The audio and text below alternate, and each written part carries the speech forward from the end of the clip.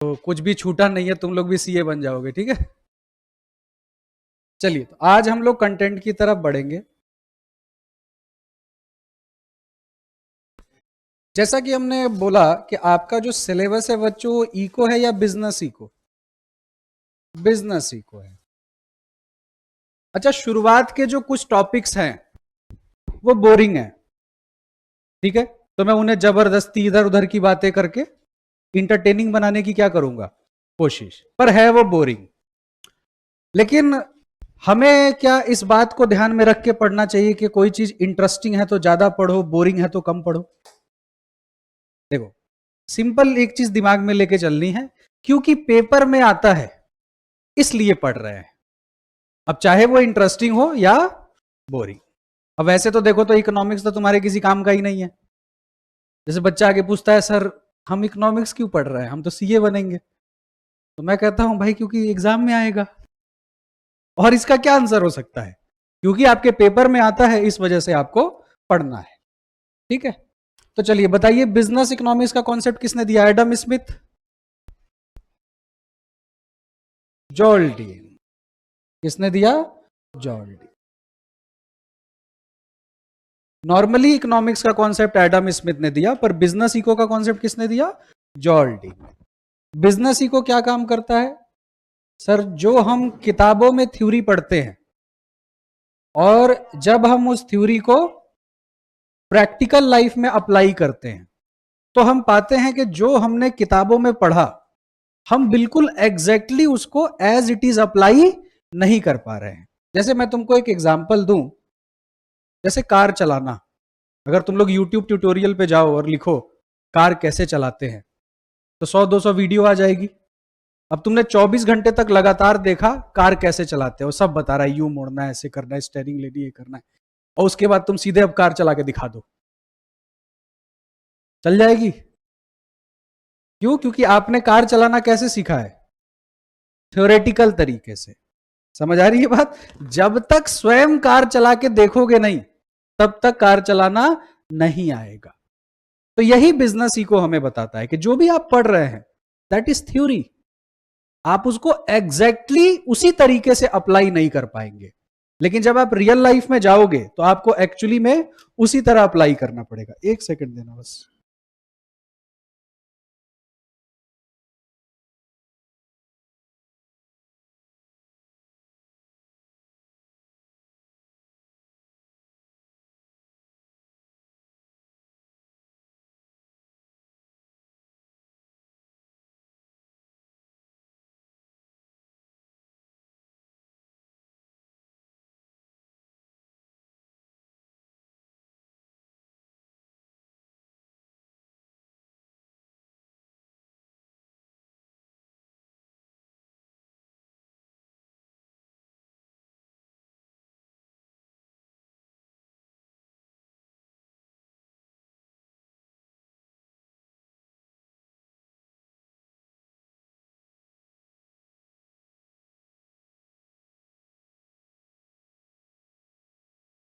तो ये वापस चली जाएगी तो फिर उसे आने में बहुत टाइम लग जाएगा।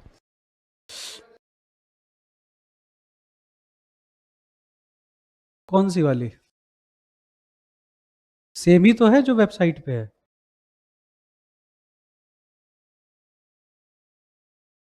नहीं, देखो, वो किताब की बात कर रहे हो जो तुमको इंस्टीट्यूट से मिलेगी। देखो, एक तो मैम बताएंगे, उसका कोई एक्स्ट्रा कॉस्ट नहीं होता। वो जो आप फी पे करते हो,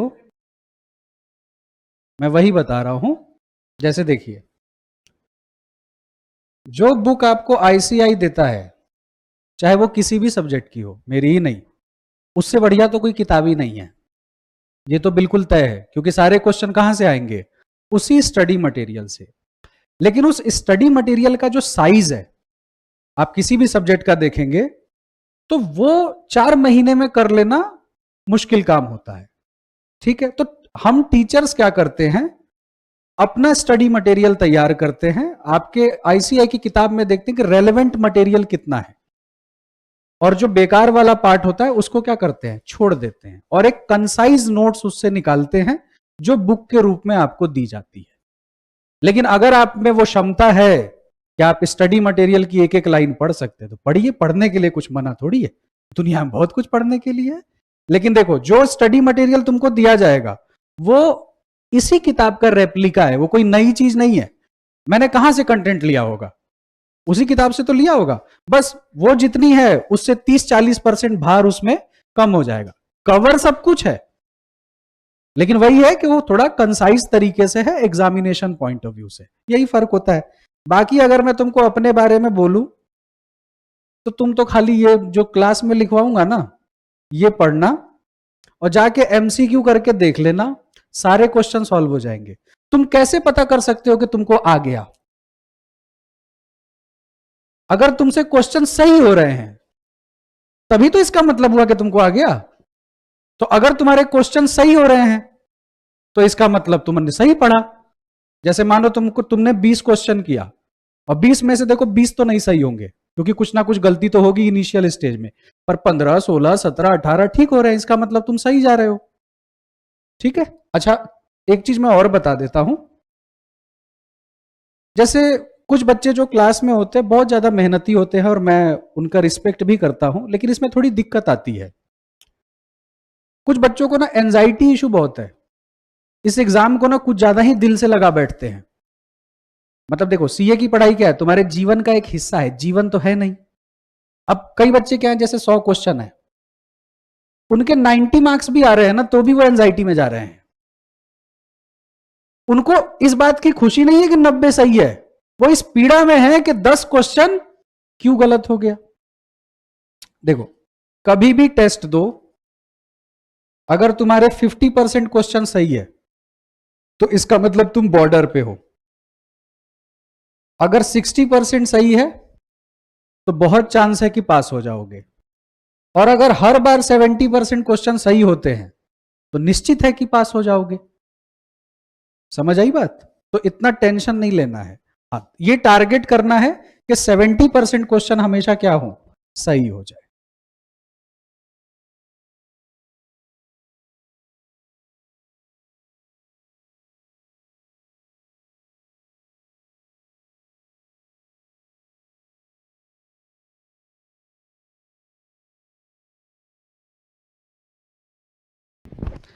पर एक बात बताओ, क्लास भी करोगे फिर वो, और स्टडी मटेरियल की प्रॉब्लम क्या है ना, उसमें कहीं कहीं कुछ ऐसी चीजें दे दी है जो उस चैप्टर में नहीं पढ़ना है। अब तुम कंफ्यूज हो जाओगे, तुम्हें लगेगा ये तो क्लास में नहीं पढ़ाया गया, फिर तुम मेरे पास आओगे, फिर मैं उसमें नई चीज बताऊंगा, तो सब तुम्हारा हौच पौच हो जाएगा। क्योंकि तुम्हारे को एग्जाम क्रैक करने के लिए सिर्फ कितना समय है, 4 महीना। ठीक है, तो 4 महीने में कोई गलती नहीं करनी है। चलो भाई, आगे बढ़े हम। तो बच्चों, कार कितना भी हम YouTube वीडियो से देख के सीखें, लेकिन एक्चुअली में चलानी कब आएगी, जब हम उसे प्रैक्टिकली ड्राइव करेंगे। तो वैसे ही इकोनॉमिक्स जो हम किताबों में पढ़ते हैं दैट इज थ्योरी, पर उस थ्योरी को हम एग्जैक्ट उसी तरह से प्रैक्टिकल लाइफ में अप्लाई नहीं कर सकते हैं। तो बिजनेस इकोनॉमिक्स इसी थ्योरी और प्रैक्टिकल के बीच के गैप को क्या करता है, फिल करता है। तो हम आसान शब्दों में बोल सकते हैं कि business economics is practical application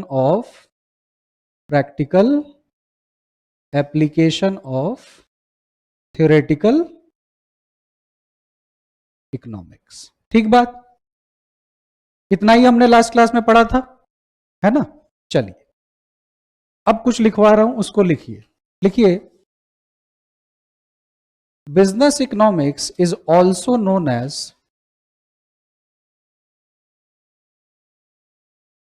managerial economics,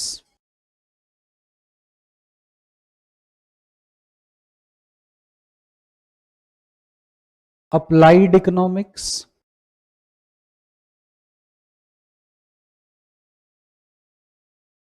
practical economics. 3 नामों से एग्जाम में क्वेश्चन आ सकता है। मैनेजीरियल भी लिखा आ सकता है, अप्लाइड भी लिखा आ सकता है, और प्रैक्टिकल भी लिखा आ सकता है। Managerial, applied and practical. क्या क्यों चिंता में हो बताओ? इंग्लिश का टीचर तो मैं हूं नहीं, तो थोड़ा बहुत स्पेलिंग ऊपर नीचे हो जाए तो इग्नोर मारो। ठीक है, समझ गए? अब अगली बात को समझिए। बिजनेस इकोनॉमिक्स प्रैक्टिकल है, क्या माइक्रो इकोनॉमिक्स प्रैक्टिकल है? नहीं। उसी माइक्रो इकोनॉमिक्स में तो दिक्कत है, इसी वजह से क्या पढ़ना पड़ रहा है, बिजनेस इकोनॉमिक्स। तो अगली चीज लिखिएगा जो एग्जाम में आती है, नोट डाल के लिखिएगा। जब भी मैं नोट लिखवाऊं तो इसका मतलब है याद रखने योग्य बात। इसमें लिखिए micro economics is purely theoretical,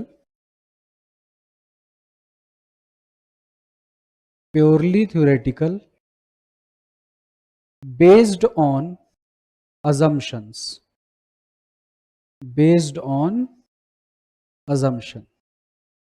that is why it is abstract in nature,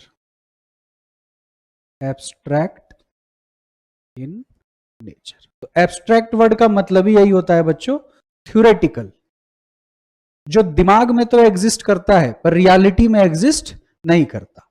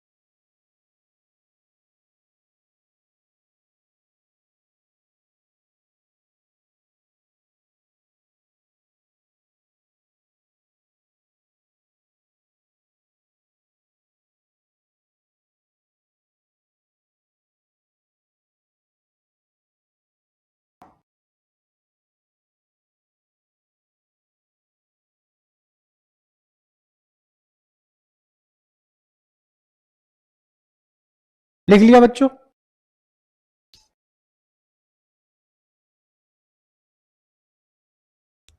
चलिए अब लिखिए फीचर्स ऑफ बिजनेस इको। ये थोड़ा सा ऐसा थ्योरेटिकल पार्ट है अपना, इसमें ज्यादा कुछ समझने के लिए नहीं है। इस टॉपिक के बाद अपना मेन कंटेंट आ जाएगा, लेकिन हम लोग पढ़ेंगे बिल्कुल सीरीज में, ये नहीं कि कोई चैप्टर पहले पढ़ रहे हैं। जिस तरह से स्टडी मटेरियल है बिल्कुल हम उसी पैटर्न को फॉलो करेंगे। ठीक है, पहला लिखिए, it is normative in nature.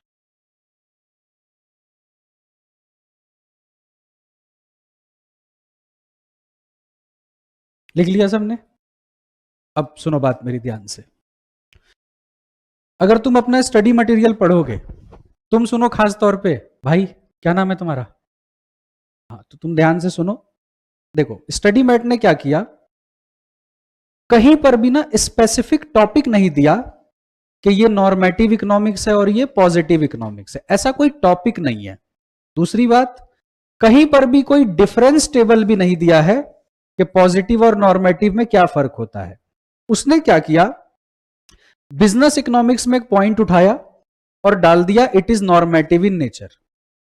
अब जो बच्चा खुद पढ़ेगा उससे गलती ये हो जाएगी, उसे लगेगा कि इसको डिटेल में नहीं पढ़ना है, बस ये क्या है पॉइंट, लेकिन इससे सारे क्वेश्चन डिटेल में आते हैं।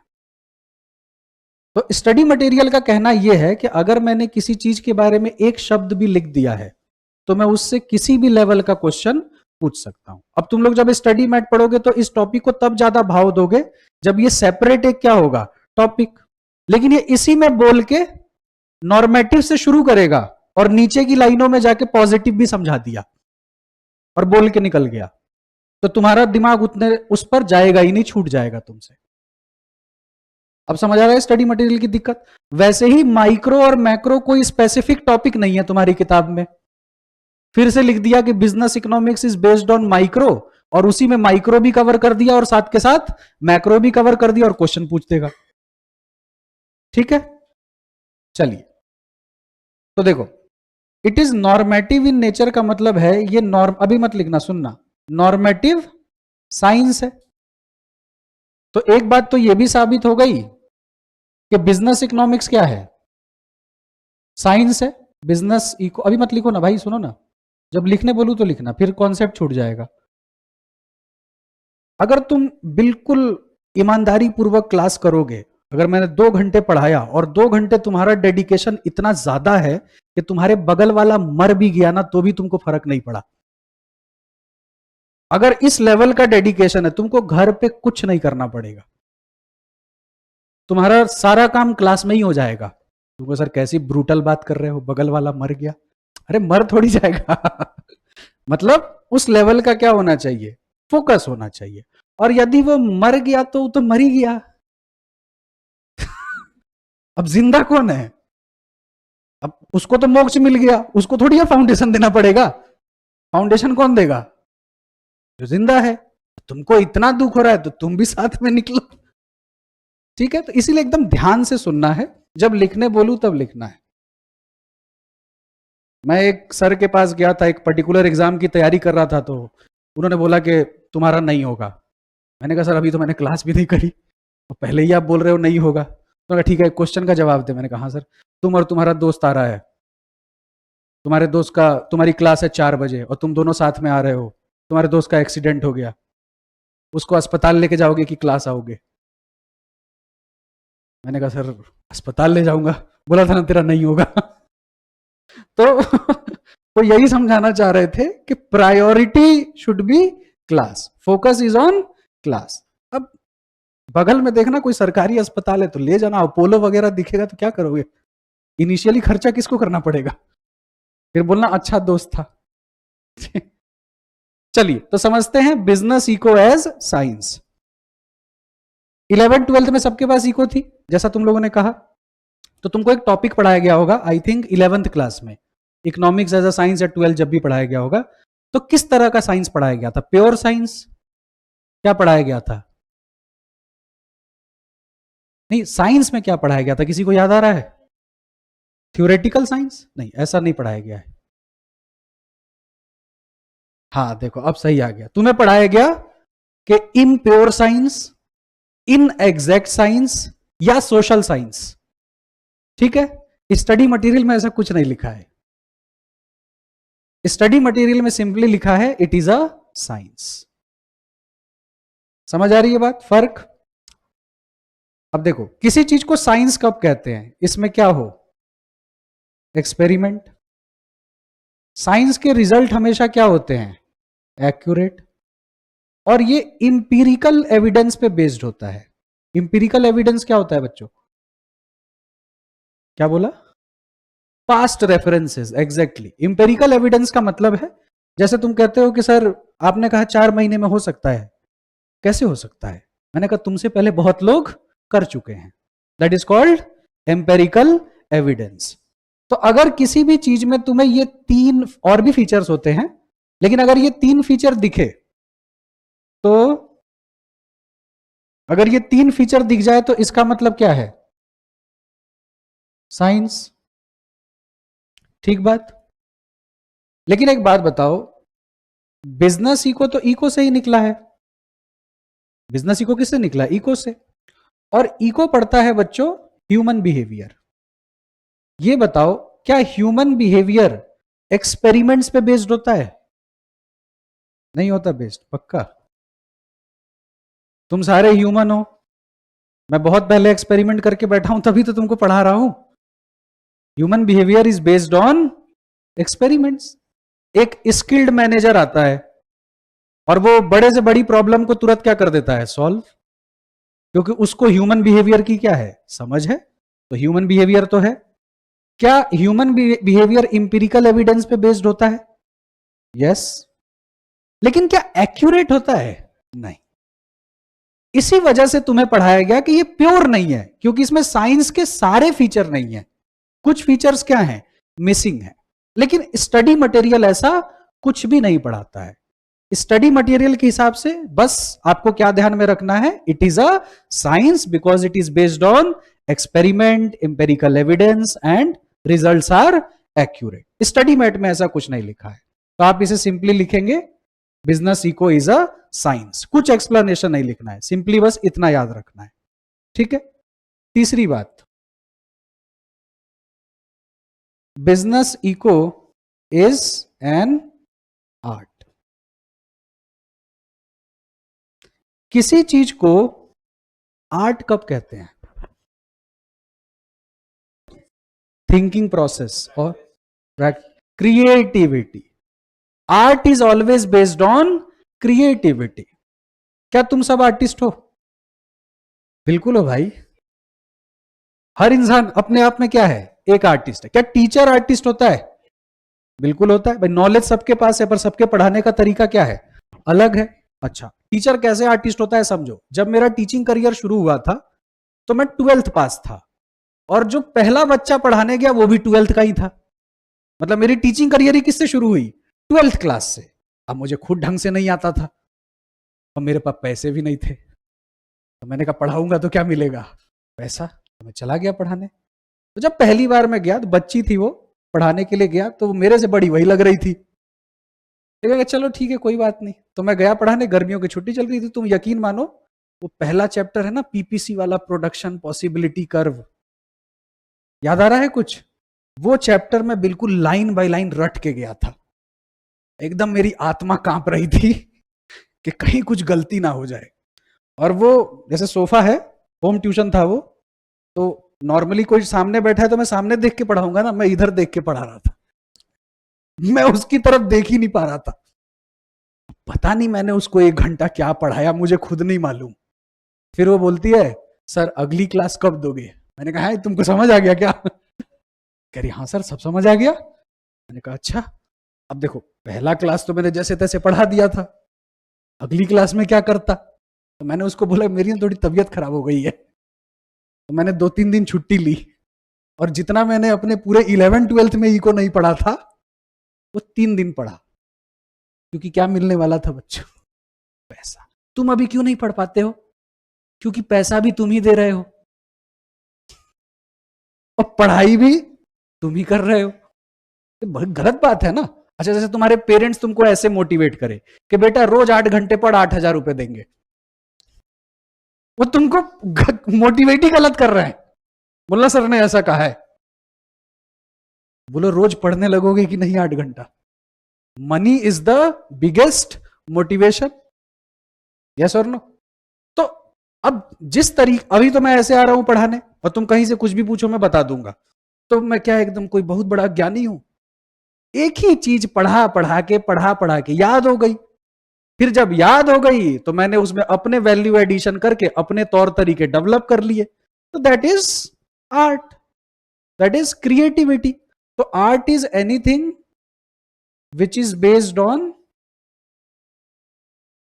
On creativity. अब इस धरती पे जानते हो सबसे मुश्किल काम क्या है? किसी मनुष्य को अपनी बात मनवाना। यह इस प्लैनेट का सबसे मुश्किल काम है। तुम अगर ऐसा सोचते हो कि तुम मेहनत करके किसी को बदल दोगे, ऐसा कुछ नहीं होगा। आप सुअर को पकड़िए, उसको नहलाइए धुलाइए, उसको कौन ग्लाइसाइनाइड एसिड और पता नहीं कौन कौन सा एसिड उसको लगाइए, उसको चमका दीजिए, और जब तक आप उसके साथ रहेंगे तब तक वो चमकेगा, और जैसे ही आप उसे छोड़ेंगे वो फिर किधर को भागेगा? गटर की तरफ वो दोबारा भागेगा। जीवन में इस तरह के बहुत से लोग आएंगे आपके। तो सबसे मुश्किल काम क्या है? लोगों को बदलना, लोगों को अपनी बात समझाना। और इकोनॉमिक्स का काम ही क्या है? किस चीज को पढ़ना? ह्यूमन बिहेवियर को। तो यदि एक मैनेजर 1000 लोगों की भीड़ को अपने शब्दों से शांत कर दे रहा है, तो सोचिए वो कितना बड़ा आर्टिस्ट होगा। इसका मतलब बिजनेस इकोनॉमिक्स पूरी तरह से क्या है? आर्ट है। आप देखते नहीं है कहीं पर बहुत विवाद हो जाता है, बहुत मैटर झगड़ा हो जाता है, सारी कोशिश कर ली, शांत नहीं हो रहा मामला, तब तक एक आदमी आता है, जाता है, 4 शब्द बोलता है ये वो, और मैटर क्या हो जाता है, शांत। समझ आई बात? That is art. जैसे हम बचपन में बच्चों ड्राइंग करते थे, तो यहां हम सब रिलेट कर पाएंगे, हम सब ने इस वाले घर से ड्राइंग बनाना शुरू किया है। बोलो सही कह रहा हूं कि नहीं? सबके ड्राइंग की शुरुआत इसी घर से हुई है। फिर थोड़ा सा तुम्हारा सेंस और डेवलप हुआ, तो तुमने कहा कि इस पे ऐसे ऐसे बना देते हैं। फिर तुम्हारा दिमाग और डेवलप हुआ, तुमने कहा घर है तो दरवाजा भी तो होगा, तो तुमने इधर से ऐसे क्या बना दिया, दरवाजा। फिर घर है तो इसमें क्या होगा, विंडो। उसके बाद तुमने कहा रास्ता भी तो जाता होगा, यस और नो। फिर तुमने चिड़िया उड़ाई, हमने तो ये वाली उड़ाई थी, तुमने भी यही उड़ाई थी। फिर नीचे तुमने ऐसे पानी वानी बहा दिया, इधर तुमने पेड़ बना दिया। अब ये जो तुम पिकासो बेस्ड मेरी ड्राइंग बोर्ड पे देख पा रहे हो, ये जो अभी इसको मैं बेचने जाऊं तो पता नहीं कई करोड़ रुपए मिल जाएंगे। क्या ये एक दिन की मेहनत है? ये मेरे कई सालों की तपस्या है, जो कि मैंने किस चीज से कमाया, क्रिएटिविटी से। That is why business eco is also an art. अब देखो एक और कैच को समझो। तुमने स्टडी मटेरियल पढ़ा, स्टडी मटेरियल ने ये कहीं नहीं बोला कि इम्प्योर साइंस है, इनएग्जैक्ट साइंस है, ऐसा कुछ नहीं बोला, सिंपली बोला इट इज अ साइंस। फिर बोला इट इज आर्ट। और एग्जाम में क्वेश्चन आता है, बताओ ज्यादा क्या है, साइंस की आर्ट?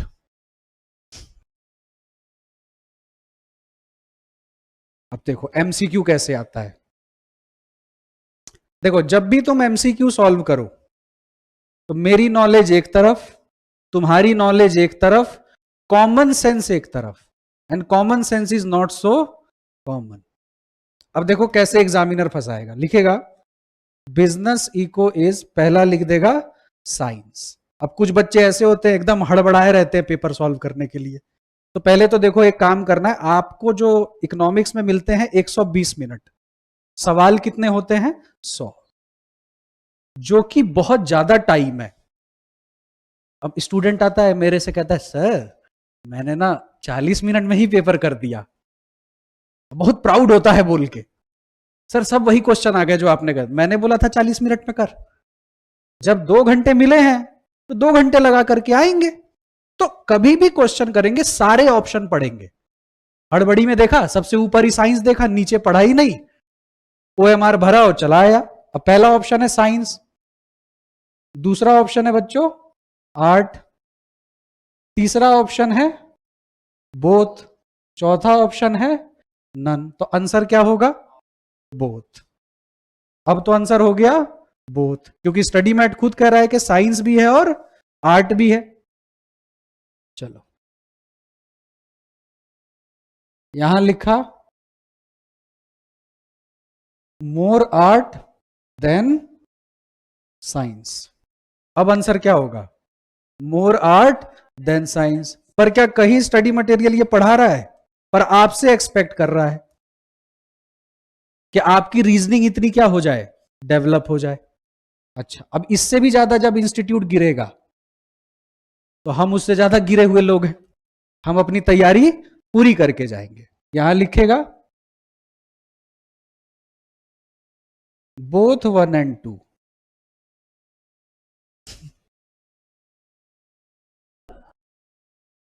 अब फोर्थ देखो कंफ्यूजन शुरू हो गई।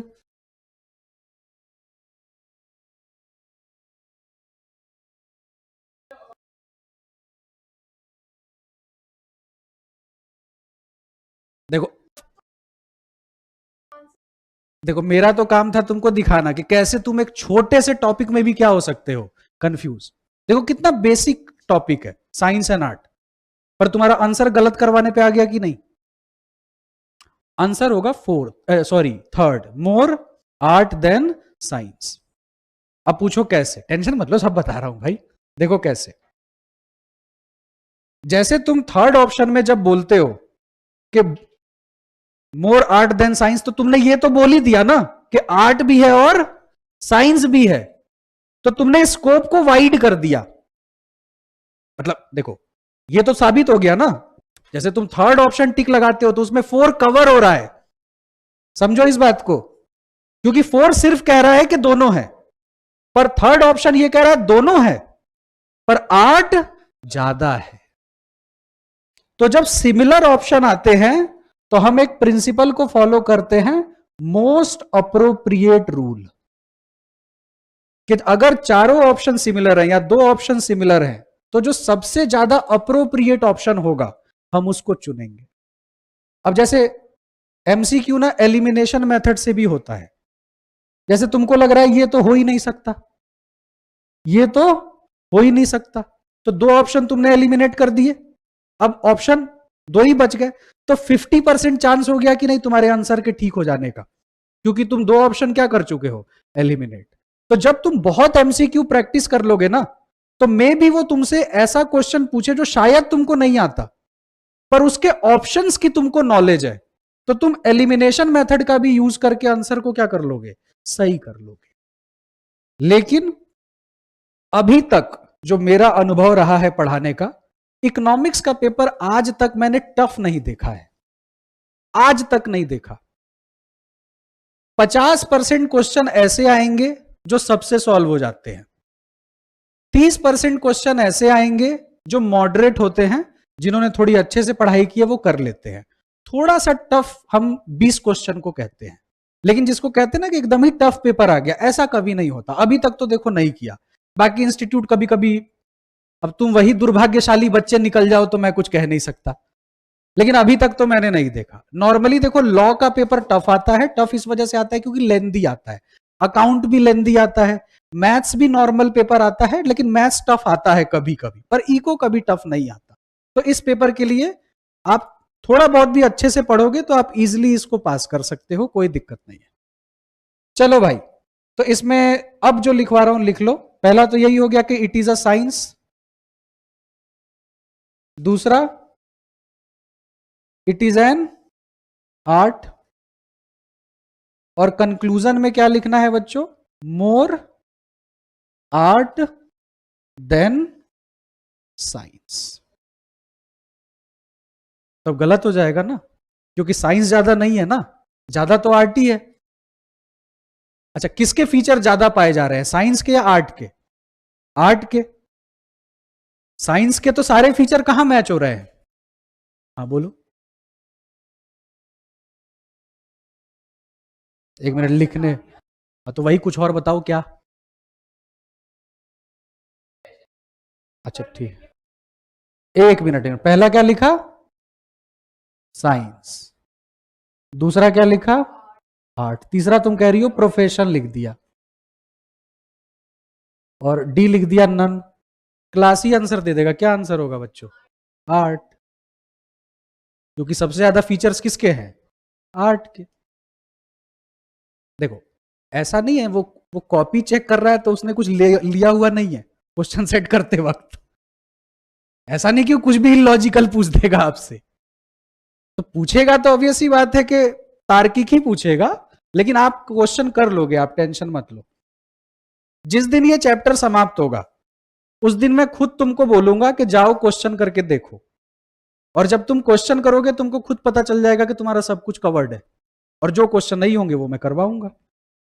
चलो भाई, तो साइंस भी है, आर्ट भी है, नहीं लिखा, साइंस भी है, आर्ट भी है, पर ज्यादा आर्ट है एज कंपेयर टू साइंस, ठीक। थर्ड पॉइंट में लिखेंगे it is pragmatic, pragmatic in approach।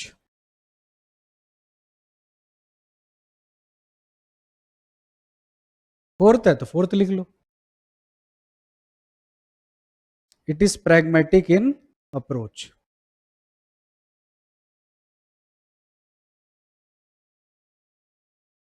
pragmatic word का मतलब क्या होता है, प्रैक्टिकल, लेकिन स्टडी मटेरियल में कहीं प्रैक्टिकल नहीं लिखा है, स्टडी मटेरियल में क्या लिखा है, pragmatic, लेकिन इसका मतलब है बच्चों प्रैक्टिकल।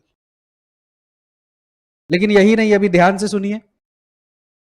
देखो, तुम थोड़ा सा मेरे साथ जब पढ़ोगे तो मैं ना तुम्हारे दिमाग पे बहुत दबाव डालूंगा, क्योंकि मैं बहुत ज्यादा एनालिसिस कराता हूं।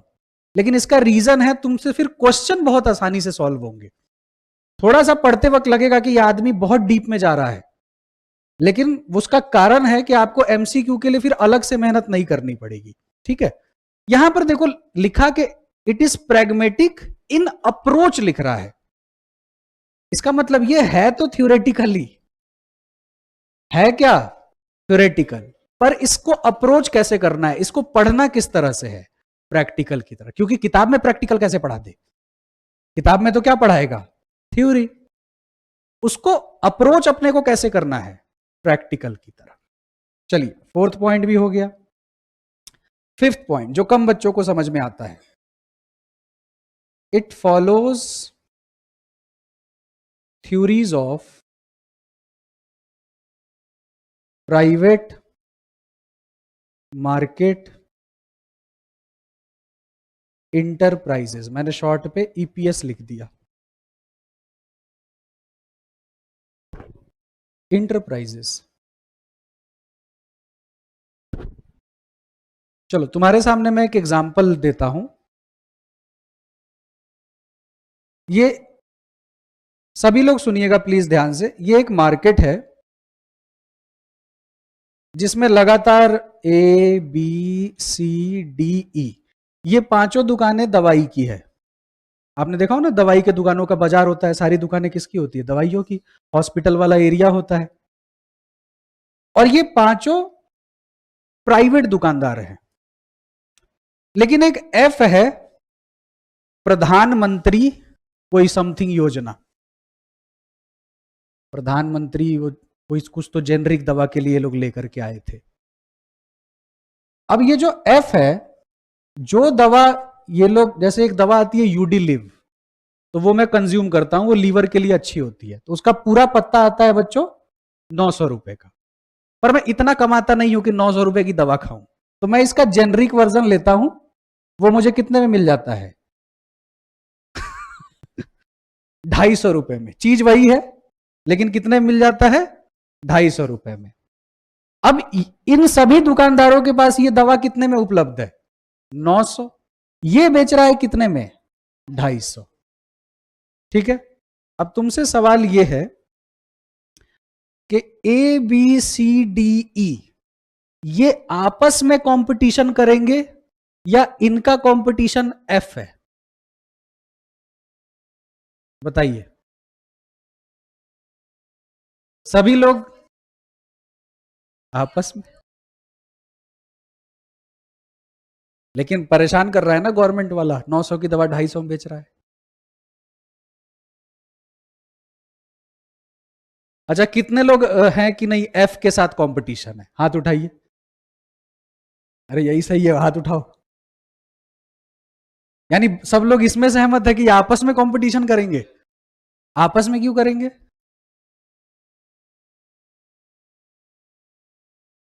देखो सुनो मेरी बात ध्यान से। Government is for the people, of the people, by the people. सरकार कभी मुनाफे के लिए काम नहीं करती, सरकार काम करती है सोशल वेलफेयर के लिए। मतलब ये बच्ची चौंक गई, करिए हाँ झूठ बोल रहे हो आप। कमाना तो सरकार भी चाहती है, लेकिन सरकार को नुकसान भी होगा तो भी वो बिजनेस चलेगा। डीटीसी दिल्ली में चलती है ना, जब से बनी है आज तक प्रॉफिट नहीं हुआ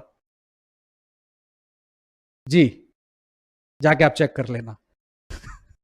डीटीसी जब से चल रही है आज तक प्रॉफिट नहीं हुआ, उल्टा और महिलाओं के लिए फ्री कर दिया है। और महिलाओं को एक सुविधा यह भी है कि जरूरी नहीं कि उनके उतरने के लिए बस स्टैंड हो, वो कहीं भी चढ़ सकती हैं, कहीं भी उतर सकती हैं। वो अलग बात है ड्राइवर ढीठ होता है, वो कहता है चल मैं नहीं रोक रहा। तब औरत इधर आधा किलो टमाटर खरीदी है तो आगे जाके उतर गई, किराया विराया कुछ देना नहीं है। तो क्यों डीटीसी बंद नहीं हो जा रही है। रेलवे जब से चल रही है आज तक प्रॉफिट नहीं देखा, एक बार देखा था। नहीं नहीं, वंदे भारत तो एक ट्रेन है ना, मैं पूरे रेल की बात कर रहा हूं। एक बार प्रॉफिट देखा था रेलवे ने जब रेल मंत्री बने थे लालू प्रसाद यादव। अब सब लोग शौक में चले गए कि इतने बड़े बड़े दिग्गज रेलवे को प्रॉफिट में नहीं ले जा पाए, और कौन प्रॉफिट में ले गए? लालू जी। अब बजट आना था, पहले यूनियन बजट और रेलवे बजट अलग आता था, अब एक साथ आता है। तो पार्लियामेंट में सब लोग में एक्साइटेड है कि वो कौन सा फॉर्मूला लालू जी के पास था जो इन्होंने वो कर दिखाया जो आज तक कोई ना कर पाया। अब लालू जी ने क्या किया था, बहुत सारा ना रेलवे का स्क्रैप पड़ा हुआ था, पुराने पुराने इंजन डब्बे जो सब सड़ रहे थे, जगह ऑक्यूपाई कर रहे थे और काम के नहीं, तो सारा बेच दिया और उसको बैलेंस शीट में शो कर दिया।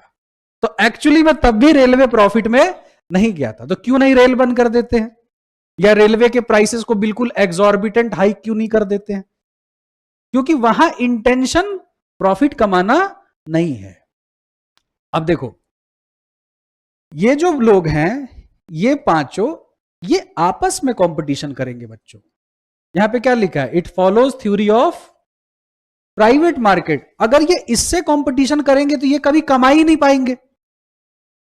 तुम उसको क्या हराओगे जो जीतने ही नहीं आया है? और क्या एफ अकेला इतना सक्षम है कि इन पांचों को बीट कर दे? 90% दवा तो आउट ऑफ स्टॉक रहेगी।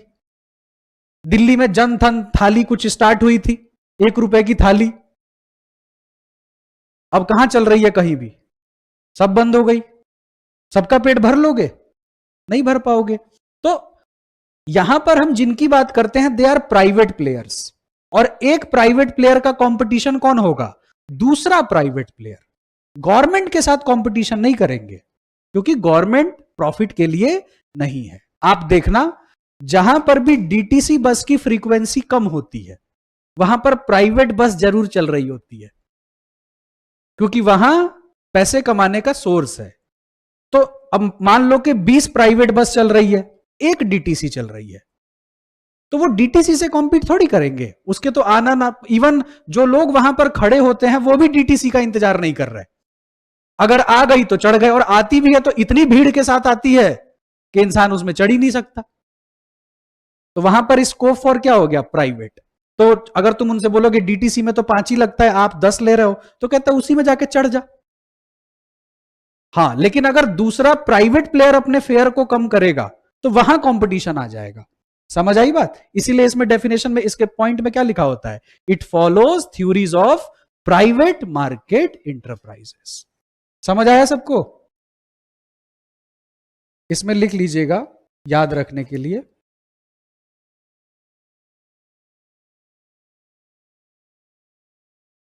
देखिएगा, private firms compete with other private firms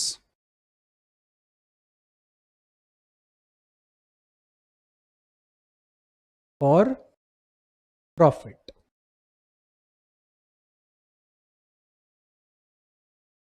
There is no competition with government. क्या?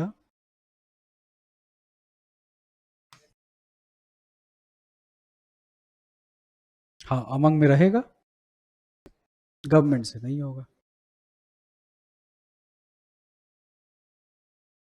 आप सरकार क्यों चुनते हैं? क्योंकि वो आपके कुछ, तुमने एक शब्द सुना होगा, सोशियो इकोनॉमिक, सुना है कि नहीं? क्या कहीं भी ये लिखा होता है इकोनॉमिक सोशियो? हमेशा किताब में क्या लिखा होता है? Socio economic. क्यों ऐसा लिखा होता है? क्योंकि हमारा सोशल ऑब्जेक्टिव पहली प्रायोरिटी है। अगर उससे कुछ बचेगा तो फिर हम क्या अचीव कर लेंगे? Economic objective. क्योंकि देखिए, जो इंडियन कॉन्स्टिट्यूशन है वो भारत को एक वेलफेयर स्टेट मानता है। वेलफेयर स्टेट का मतलब है कि हम लोग सोशलिस्ट विचारधारा पे बने हुए हैं। वो अलग बात है हम आज किस तरह से काम कर रहे हैं, कैपिटलिस्ट की तरह। सरकार खुद मैक्सिमम चीजों से अपना हाथ हटा रही है और हर चीज को क्या करते जा रही है? प्राइवेटाइज। लेकिन हमारा संविधान इस चीज को सपोर्ट नहीं करता। और यही तो प्रॉब्लम आ रही है, क्योंकि ये गवर्नमेंट बहुत सारी कॉन्स्टिट्यूशनल चीजें मान ही नहीं रही है, इसीलिए तो ये सब प्रोटेस्ट एंड ऑल ये सब हो रहा है।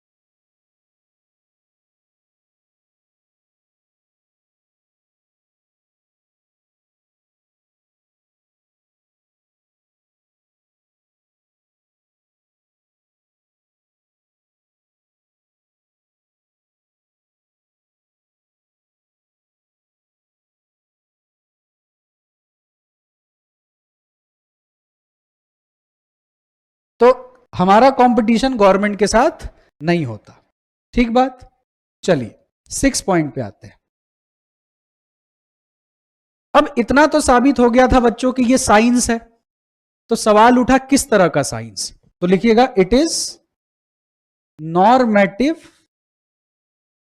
इन नेचर, और अब इसको हम एक्सप्लेन करेंगे। ऊपर खाली मैंने एक पॉइंट लिखा था, अभी हम इसको एक्सप्लेन करेंगे। तुम लोग को याद आ रहा है कुछ नॉर्मेटिव साइंस जैसा पढ़ा था? क्या होता था नॉर्मेटिव? ऑट टू बी, नहीं नहीं, what is positive, what ought to be is normative, what is positive. अरे ये तो तुम लोग मुझे बता रहे हो, पर इसका मतलब क्या है? ठीक है, ठीक है, ठीक है, तुम सब लोग सही कह रहे हो। अच्छा, तुम लोग के पास तो आंसर भी है। तो कैसे बिजनेस इकोनॉमिक्स नॉर्मेटिव है, ये भी बताओ। मैंने तो कहीं नहीं पढ़ाया बिजनेस ही कोई सजेस्टिव इन नेचर। हाँ ठीक है,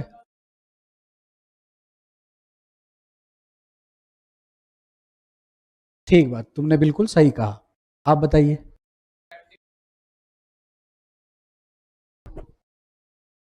चलो ठीक है, और कोई अपनी भावनाएं व्यक्त करना चाहे, व्यक्त करना है कर सकते हैं यार, कोई दिक्कत नहीं। क्लास एक ऐसी चीज है जहां पे आपको पार्टिसिपेट करना चाहिए, यहां आपको कोई जज नहीं करेगा, तो सब तुम्हारे ही जैसे हैं, टेंशन मत लेना। देखिए, तुम सीए बन गए और तुमको फाइनेंस मैनेजर बनाया गया, तुम फाइनेंस में अच्छे हो तो फाइनेंस मैनेजर बनाया गया।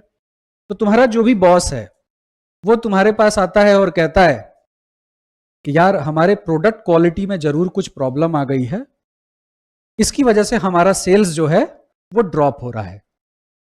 तो तुम कहते हो हाँ ठीक है, बढ़िया। वो फिर से अपना क्वेश्चन रिपीट करता है, तुम फिर यही जवाब देते हो हाँ ठीक है। क्या ये आंसर वो तुमसे एक्सपेक्ट कर रहा है? क्या एक्सपेक्ट कर रहा है भाई? प्रॉब्लम मैंने तेरे को बताई, तू अब मुझे क्या देगा? सॉल्यूशन। तो एज अ मैनेजर आपको जो बिठाया गया है वो किस चीज के लिए बिठाया गया है? To give suggestion to give valuable judgement, to provide a way. तो जो बिजनेस इकोनॉमिक्स है वो नॉर्मेटिव दिशा की तरफ जाता है, क्योंकि इसका काम क्या है, जो है वो तो हो ही गया, जो प्रॉब्लम है वो तो है ही, पर हमारा काम क्या है, to find out the solution. तो जो बिजनेस इकोनॉमिक्स है वो सॉल्यूशन बेस्ड है, इसीलिए तो प्रैक्टिकल है। थ्योरेटिकली तो पता चल रहा है कि प्रॉब्लम है, तो ये किस पे बेस्ड है, सॉल्यूशन पे। इस वजह से ये क्या है, नॉर्मेटिव इन नेचर है। लेकिन क्या बच्चों ये पॉजिटिव भी है? अभी कुछ लिखना मत, अभी सुनना। पॉजिटिव भी है या सिर्फ नॉर्मेटिव है? क्यों पॉजिटिव क्यों है?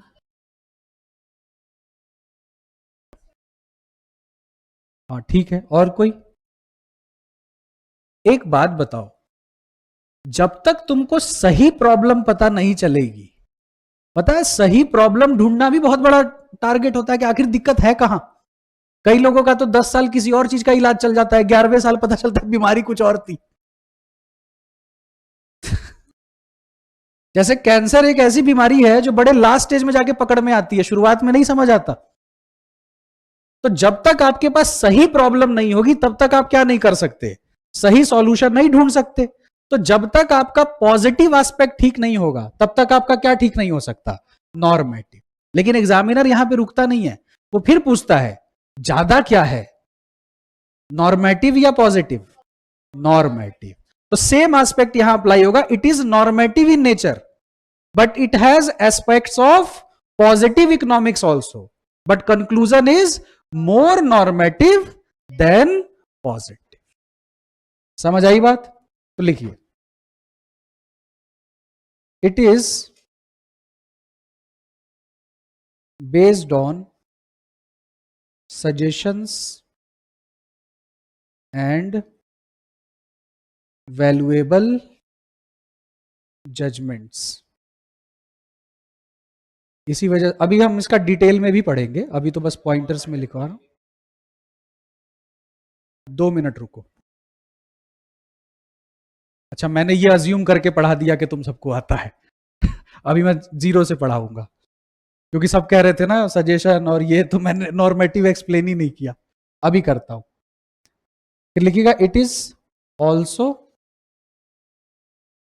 पॉजिटिव इन नेचर, और कंक्लूजन में लिखिएगा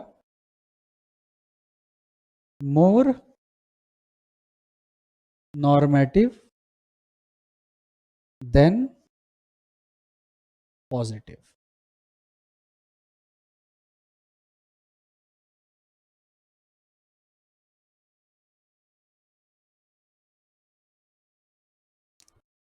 ईशु भाई, अगर तुम मुझे सुन पा रहे हो तो यार पानी पहुंचवा दो।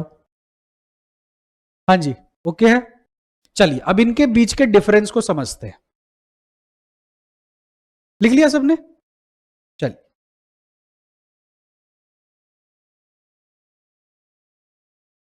Positive, normative.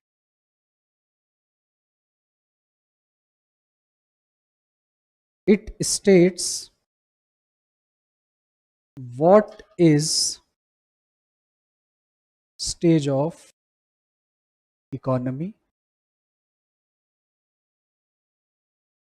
it states what ought to be। अब इसका मतलब क्या है, देखिए पॉजिटिव इकोनॉमिक्स का सिर्फ इतना काम है, ये प्रॉब्लम को एज इट इज बता देता है, ये अपनी तरफ से किसी भी तरह के सुझाव नहीं देता। जैसे एग्जाम्पल से समझते हैं, जैसे उन भाई ने कहा कि India is a poor country, तो ये एक स्टेटस है कि नहीं, ये एक स्टेटस है, क्या इसमें मैं अपनी तरफ से कोई सजेशन दे रहा हूं, तो इसको क्या बोला जाएगा, पॉजिटिव। लेकिन अब मैं बोलता हूं कि अगर हम पॉपुलेशन कंट्रोल करें तो रिसोर्स डिस्ट्रीब्यूशन अच्छा हो जाएगा। धरती की सबसे बड़ी समस्या क्या है, पॉपुलेशन। पृथ्वी पे जितने लोगों की आवश्यकता है उससे 7 गुना ज्यादा लोग हैं धरती पे। भारत दुनिया में कितने नंबर पे आता है एरिया वाइज, 7th लार्जेस्ट है। And it carrying the population of, बस चाइना पीछे हो चुका है। अभी सेंसस आएगा तो पता चल जाएगा, लोग खाली थोड़ी बैठे, लगे ही होंगे। भारत के लोग, भारत में एक साल आया 1921, जिसको तुमने पढ़ा होगा, ईयर ऑफ ग्रेट डिवाइड बोला जाता है। तो 1921 से पहले, 1921 से पहले इंडिया का बर्थ रेट भी बहुत हाई था और डेथ रेट भी बहुत हाई था। पर 1921 में भारत के लोगों ने कसम खाई कि अब पीछे मुड़ के नहीं देखेंगे, और तब से लगातार हम बढ़े ही जा रहे, लगे ही नहीं हुए हैं। तब से लगातार हम बढ़े ही जा रहे हैं। बहुत बहुत धन्यवाद आपका, मैं बस मरने ही वाला था। चलिए, यहां तक कोई दिक्कत नहीं। अब जब मैं ये कहता हूं कि अगर हम लोग पॉपुलेशन कंट्रोल करें, फैमिली प्लानिंग मेथड्स अडॉप्ट किया जाए, लोगों को जागरूक किया जाए, तो हम जो पॉपुलेशन है उसको क्या कर सकते हैं, कंट्रोल कर सकते हैं और चीजों को ठीक कर सकते हैं। तो मैं ये नहीं बता रहा हूं कि क्या है, मैं ये बता रहा हूं कि क्या किया जा सकता है। एज अ टीचर तुम मेरे से पॉजिटिव आंसर्स एक्सपेक्ट करते हो या नॉर्मेटिव? नॉर्मेटिव। भाई तुम मेरे पास आते हो, सर लग रहा है हम फेल हो जाएंगे, तो फेंकूंगा, तो मुझे भी यही लग रहा है। क्या तुम ये आंसर मुझसे एक्सपेक्ट कर रहे हो? नहीं, मैं तुमको बता रहे बेटा फेल नहीं होगे, बिल्कुल पास करोगे, ऐसे ऐसे चलेंगे तो हो जाएगा। लेकिन अब तुम आ रहे हो पेपर से 2 घंटे पहले, सर 2 घंटे में कोई फॉर्मूला बताओ। तुक्का मार जाके। तो ऑट टू बी स्टेटस क्या है कि जब हम संभावनाओं की बात करते हैं कि हम क्या कर सकते हैं, तो हम किसकी बात करते हैं? ऑट टू की। तो ये बताओ, पॉजिटिव इकोनॉमिक अब आया तुमको समझ में? क्या पॉजिटिव इकोनॉमिक्स में हम किसी तरीके का सजेशन दे रहे हैं? नहीं, तो इसको बोलते हैं नॉन सजेस्टिव। ये क्या है? Non suggestive. और ये क्या है बच्चों? सजेस्टिव है। क्या पॉजिटिव में किसी तरीके के वैल्यूएबल जजमेंट्स दिए जा रहे हैं? नहीं, no valuable judgements, no valuable judgements. पर यहां पर दिए जा रहे हैं यस, वैल्यूएबल जजमेंट्स। लेकिन एक बात समझने वाली है, मैं सिंपली जजमेंट्स भी लिख सकता था, वैल्यूएबल क्यों लिखा हुआ है? बहुत इंपॉर्टेंट पॉइंट है, जिससे वैल्यू बढ़े। ठीक है, देखिए लाइफ में सबके ओपिनियन मैटर नहीं करते। जिसके ओपिनियन आपकी नजर में क्या है? वैल्यूएबल है। 12वीं पास आदमी आपको बोल रहा है सीए के फायदे और नुकसान गिनवा रहा है, खुद जीवन में एक कंपटीशन नहीं निकाला, और तुमको आके सलाह दे रहे नहीं सीए करने से कुछ नहीं होता। तो क्या उसके जजमेंट्स मैटर करते हैं? अभी आप सीए की जर्नी के दौरान आपको रिश्तेदार भी बहुत जज करेंगे, कैसे पूछे और कितना अटेम्प्ट लगेगा। अब तुम इस तरह के शाई नेचर के बच्चे हो, बड़ा छुपते हो, तो बड़ी दिक्कत होगी। तुमको किस तरह के आंसर आने चाहिए? देखिए 15 अटेम्प्ट तो हम सोच के बैठे हैं। 15 तो हम लगाएंगे ही, बाकी इसके ऊपर जो लग जाए। अब देखो हिम्मत है जो उसकी दोबारा तुमको परेशान कर दे। अब तुम इस तरह के, अरे बाप रे क्या जवाब देंगे, अरे जान मार देंगे वो लोग। तो सीए की पढ़ाई के दौरान बच्चों में आपसे उम्मीद करूंगा कि आप एकदम बदतमीज हो जाइए, ठीक है? भाई मैं भी पढ़ता था तो मेरे भी रिश्तेदार मुझे परेशान करते थे। तो मेरे एक रिश्तेदार थे, हरदम फोन करके एक ही चीज, और बेटा क्या कर रहे हो आजकल? उसको पता है मैं क्या कर रहा हूं, मैं परेशान हूं, क्या दिक्कत है, लेकिन बार बार क्या करते हो आजकल, क्या करते हो आजकल? मैं कहा डिसअपॉइंट करता हूं। आपको भी होना है तो बताइए। फिर उसने मुझे फोन नहीं किया। एक और आदमी था, वो भी परेशान करता था, उससे मैं ज्यादा परेशान था। उस दिन मेरा मूड भी खराब था, एक रिजल्ट आया था उसमें मेरा हुआ नहीं था, तो वैसे ही मैं चिढ़ा हुआ था और वो उसी के लिए फोन कर रहा था। लेकिन मेरी मम्मी ने कहा था कोई दिक्कत नहीं, तेरे जो ठीक लगे बोल दियो, मैं देख लूंगी। फिर फोन आया, और हुआ नहीं हुआ, क्या कर रहे हो आजकल? तो उसी समय ना पानी की टंकी भरी थी और अलार्म से आवाज आ रहा था पानी की टंकी भर गई है। तो बोला क्या करते हो? मैंने कहा पानी की टंकी भरती है, मोटर बंद कर देता हूं। तो बोला है पूरे दिन यही करते हो? मैं कहा हाँ। कह रहा है कितना बार टंकी भरते हो? मैं कहा पहले अपना भरता हूं फिर पड़ोसी का जाके भरता हूं। तो जब आपका स्वभाव ऐसा हो जाएगा तो ये मार्ग आपके लिए क्या हो जाएगा? आसान। देखो कोई नाराज वराज नहीं होता। जिस दिन तुम सीए बन जाओगे सब कहेंगे हम कहां नाराज थे, तो बताया था ना मोबाइल में ही पढ़ता था। ठीक है, थोड़ा सा इस तरह के आपको बनना पड़ेगा। चलिए, तो इसीलिए कौन से जजमेंट्स केवल मैटर करते हैं बच्चों? जो किस नेचर के हैं? वैल्यूएबल। अच्छा, एक पॉइंट है, ये भी थोड़ा बच्चों को कम समझ आता है। इसको बोला जाता है बच्चों डिस्क्रिप्टिव। पॉजिटिव को क्या बोला जाता है? डिस्क्रिप्टिव। और इसको बोला जाता है प्रेस्क्रिप्टिव। अब इसको समझते हैं। जैसे तुम डॉक्टर के पास जाते हो तो अपनी प्रॉब्लम को क्या करते हो? डिस्क्राइब। तो वैल्यूएबल जजमेंट, सजेशन, ये सब कौन देता है? डॉक्टर। तो वो तुमको क्या देता है? प्रिस्क्रिप्शन। वही पॉइंट है ये। तो पॉजिटिव का काम है डिस्क्राइब करना, नॉर्मेटिव का काम क्या है? प्रेस्क्राइब करना। ठीक है, ये था बच्चों पॉजिटिव एंड नॉर्मेटिव इकोनॉमिक। अब एक नोट डाल के लिखो, अभी रुक जाना। अगर तुमको एमसीक्यू में दिख जाए word would, should, may, ought, determine, ये 5 शब्द अगर एमसीक्यू में दिखे, would, should, may, ought and determine, answer is normative. लेकिन क्या इतना पढ़ लेने से नॉर्मेटिव हो जाता है? सीए फाउंडेशन पे हो जाता है। मैं ये नहीं कह रहा कि यही नॉर्मेटिव है, पर सीए फाउंडेशन में जितने एमसीक्यू आते हैं वो आपके इतने से सॉल्व हो जाएंगे। जैसे ही आपको क्या दिखा, वुड, शुड, मे, ऑट या फिर डिटरमाइन, तो the statement is normative in nature. यहां तक समझ गए सब लोग? आगे बढ़े। ज्यादा बोरिंग तो नहीं लग रहा? कट जाएगा काम? ठीक है। हाँ, तो मैं क्या ऐसे लिख रहा हूं कुछ भी? मेरी क्या दवाइयां चल रही हैं? अच्छा, मैंने कहा नहीं था, माफी चाहूंगा। लिख लो भाई।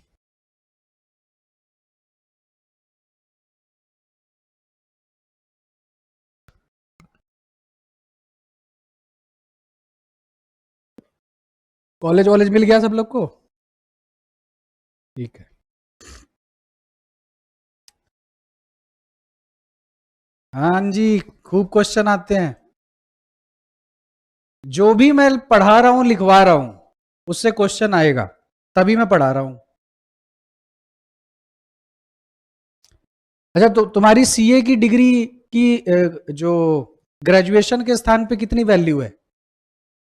Is it equal to graduation CA degree? No. किसके बाद? ऑट टू बी लिखा हुआ है। What is stage of economy? Status लिख लो यार।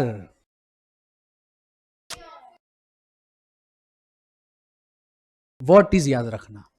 ठीक है, सीए की डिग्री ग्रेजुएशन के बराबर नहीं है? नहीं तो किसके बराबर है? CA degree is equal to post graduation. आप सीए करने के बाद डायरेक्ट पीएचडी कर सकते हैं। वो तो ग्रेजुएशन इसलिए बच्चे को करने को कह दिया जाता है कि कहीं खुदा ना खास्ता नहीं हुआ, मूड चेंज हो गया, किसी और चीज में इंटरेस्ट डेवलप हो गया, तो क्या हो चुका रहेगा? ग्रेजुएशन तो आप उसके बेसिस पे कुछ कर लोगे। लेकिन अगर आप ऐसे बच्चे हैं, सर जीना यहां मरना यहां, कुछ भी हो जाए बनेंगे सीए, तो आप मत करिए फिर ग्रेजुएशन, कोई दिक्कत नहीं है।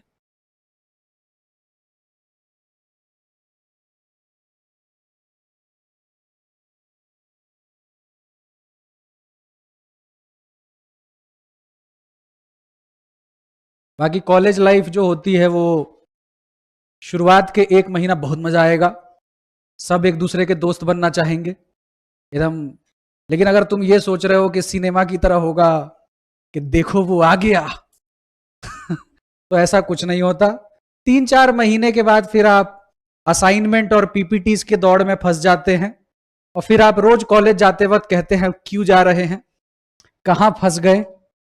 कॉलेज जाने से सिर्फ दुनियादारी की समझ डेवलप होती है, बाकी ओवरऑल हॉलिस्टिक डेवलपमेंट में इसका कोई खास रोल नहीं है, अनलेस एंड अनटिल आपका कॉलेज बहुत रेपुटेड नहीं है। जैसे अगर किसी बच्चे को हंसराज मिल जाए, किरोड़ीमल मिल जाए, तब मैं कहता हूं बिल्कुल जाओ करो। अब उधर कोई, अब ऐसे नाम नहीं लेना चाहिए, तो उधर का फिर मजा नहीं है, फिर आप आराम से अपना सीए आपको करना चाहिए।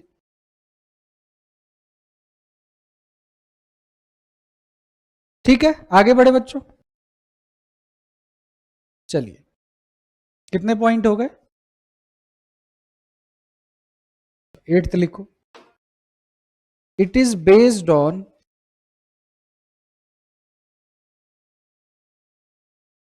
Micro economics.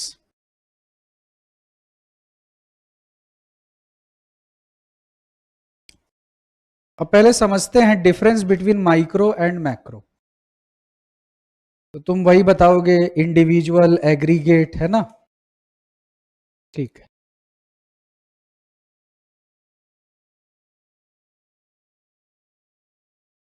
चलिए समझते हैं।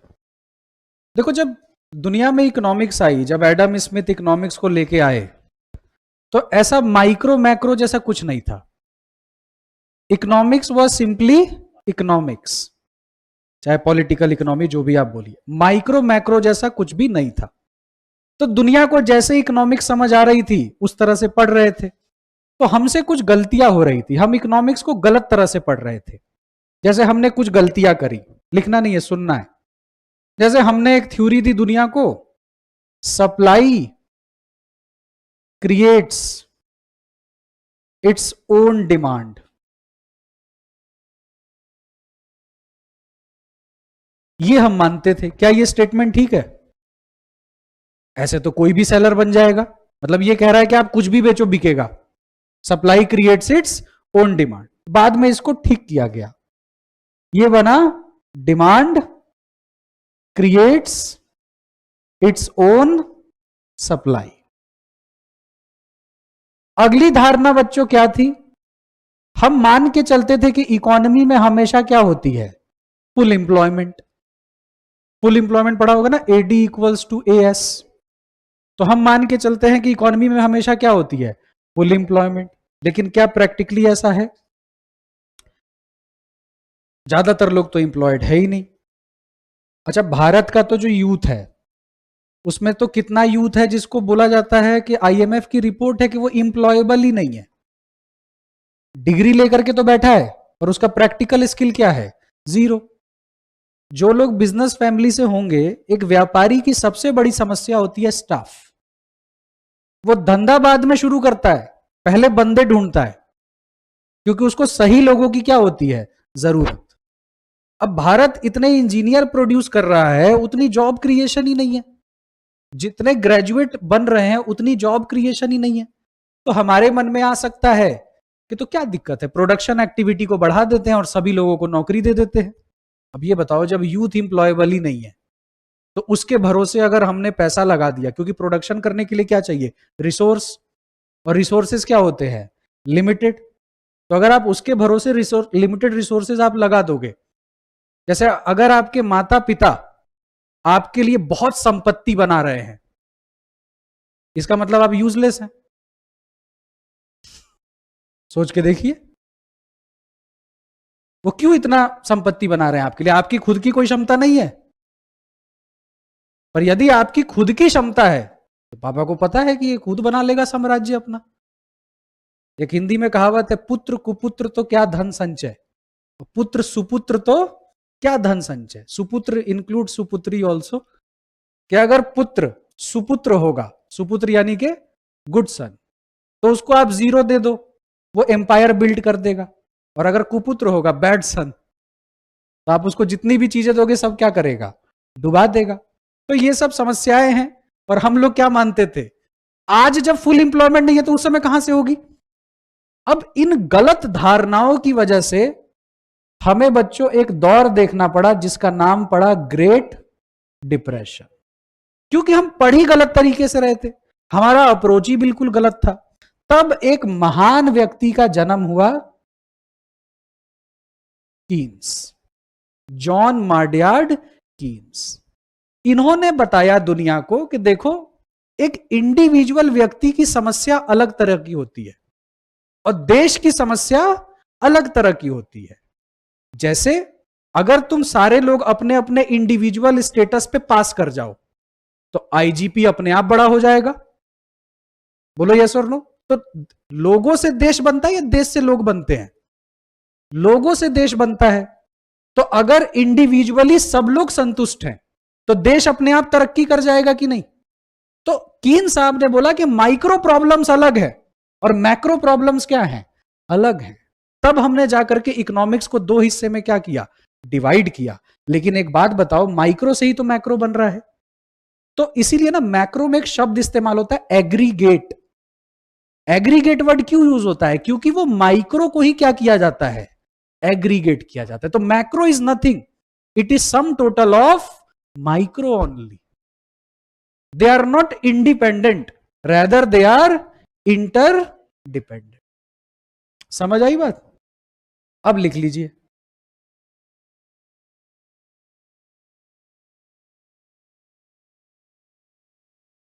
लेकिन माइक्रो मैक्रो का कॉन्सेप्ट कीन्स का दिया हुआ नहीं है। लेकिन अगर आपसे कोई पूछे तो आप किसका नाम लेंगे? कीन्स का। माइक्रो मैक्रो वर्ड को सबसे पहली बार रैगनर फ्रिच ने कॉइन किया था, लेकिन उन्होंने इस चीज को ना पॉपुलर नहीं किया। पॉपुलर किसने किया? कीन साहब ने।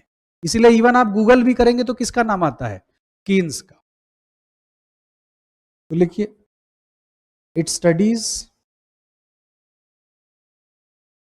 Individual units, it study economy as whole and its aggregates.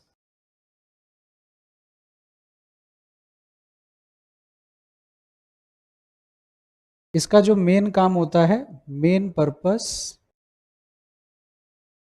Is price determination.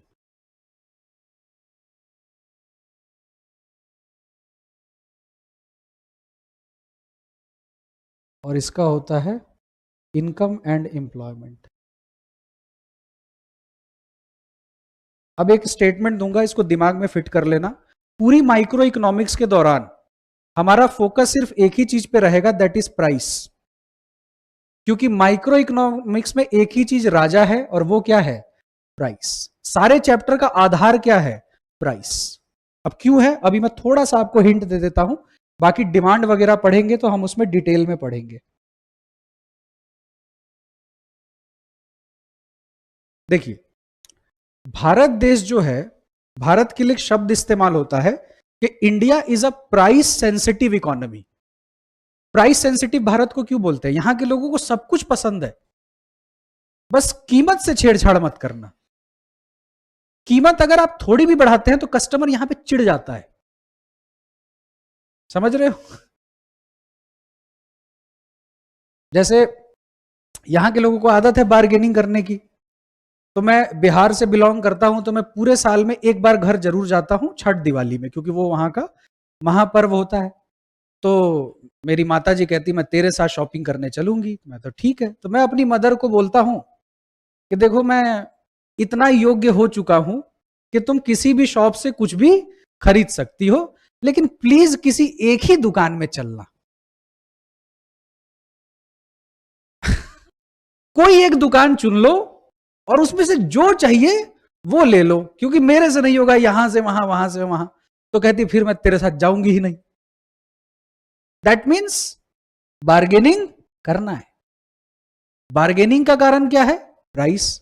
अब देखिए, प्राइस एक इतना बड़ा कारण है। जैसे हम एक एग्जांपल ले, आजकल तो बच्चों 36 तरह के क्रीम आ गए हैं। कौन कौन सा क्रीम आ गया है। मैं जब कॉलेज में पढ़ता था तो कॉलेज में के दौरान क्या हुआ कि एक फेस्ट हुआ बहुत बड़ा, तो उसमें बहुत सारे दोस्त थे।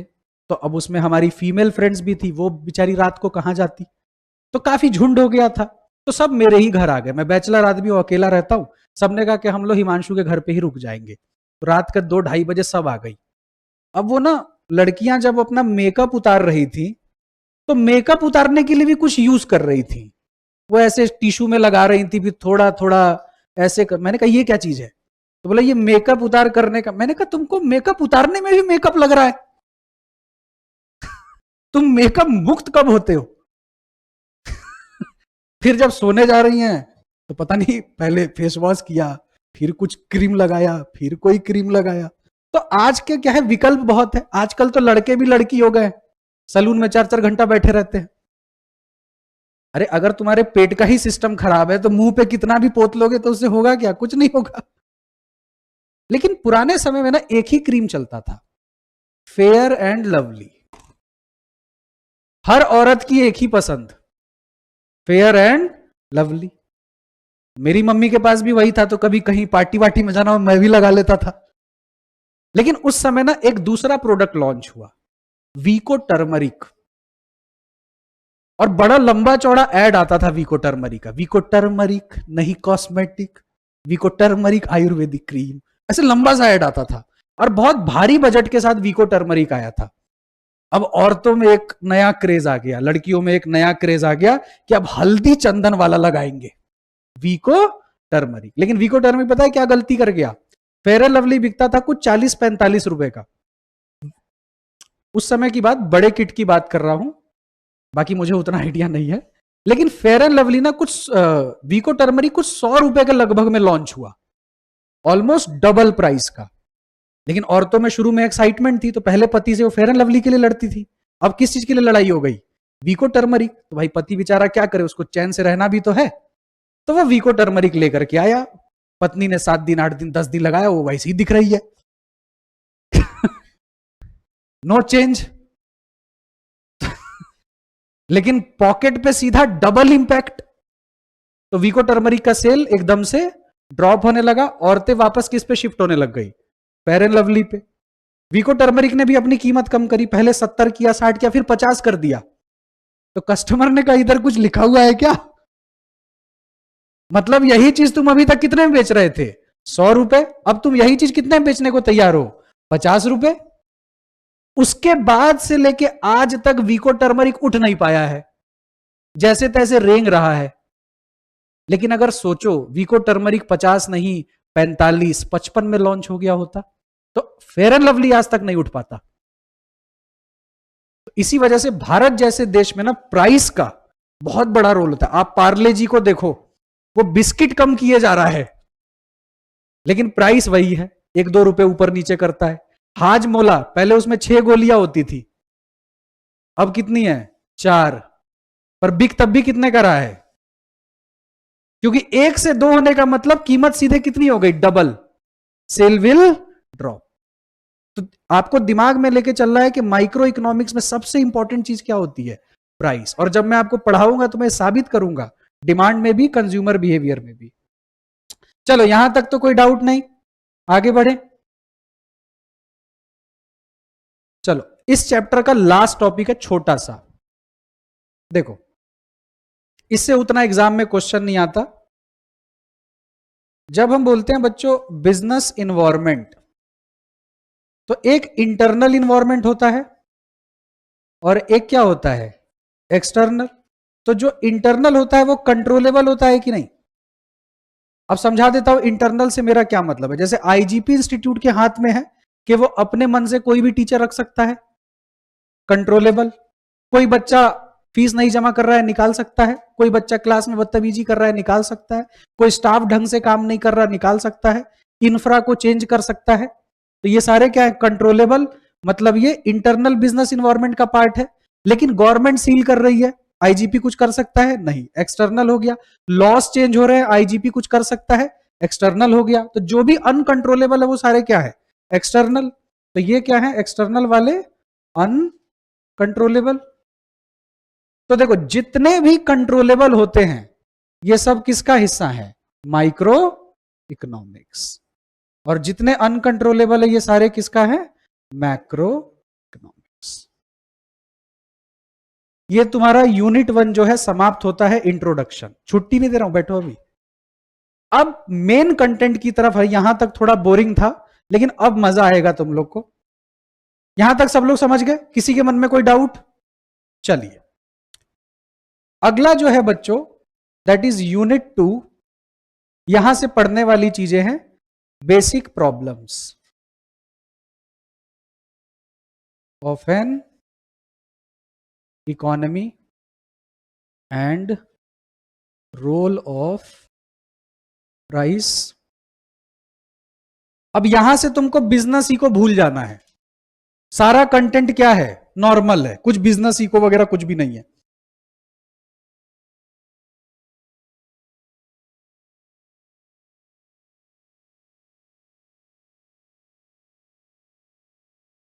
ये बताओ बेसिक प्रॉब्लम हम किसे बोलते हैं?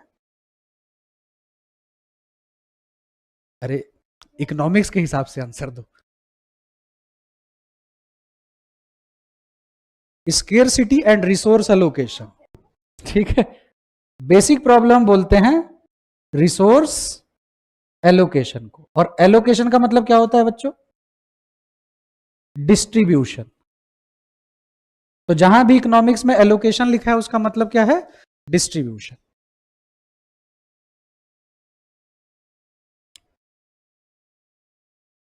अब देखो,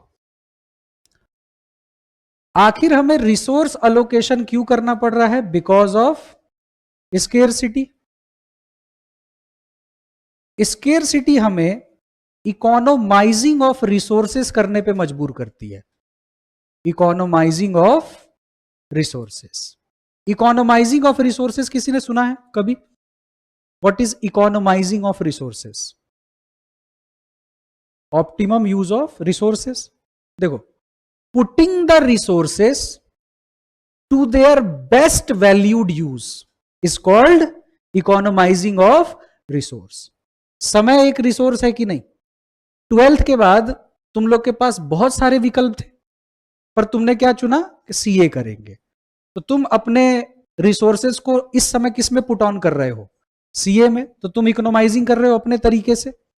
मेरे पास 100 रुपए हैं और 5 काम करने हैं, तो मैं वो काम करूंगा जो उस समय सबसे ज्यादा क्या है? इंपॉर्टेंट है। That is called economising of resources. तो इसका मतलब क्या हुआ? Putting the resources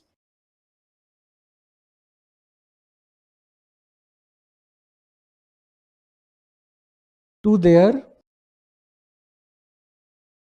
best valued uses.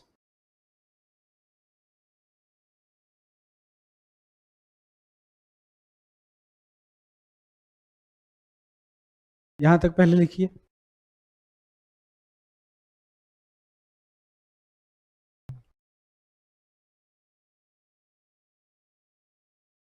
यहां तक जनता साथ? चलिए,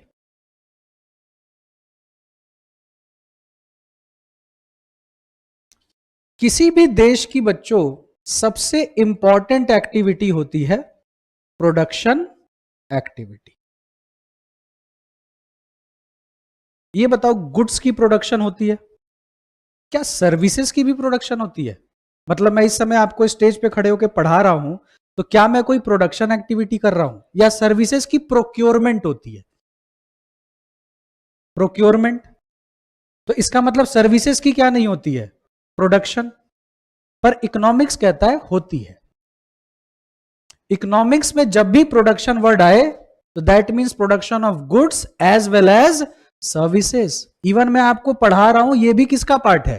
प्रोडक्शन एक्टिविटी का। अब सुनो दूसरी बात, तुमने अपनी किताब में कहीं देखा होगा लिखा रहता है गुड्स, कहीं लिखा रहता है सर्विसेज, पर कहीं लिखा रहता है कमोडिटी।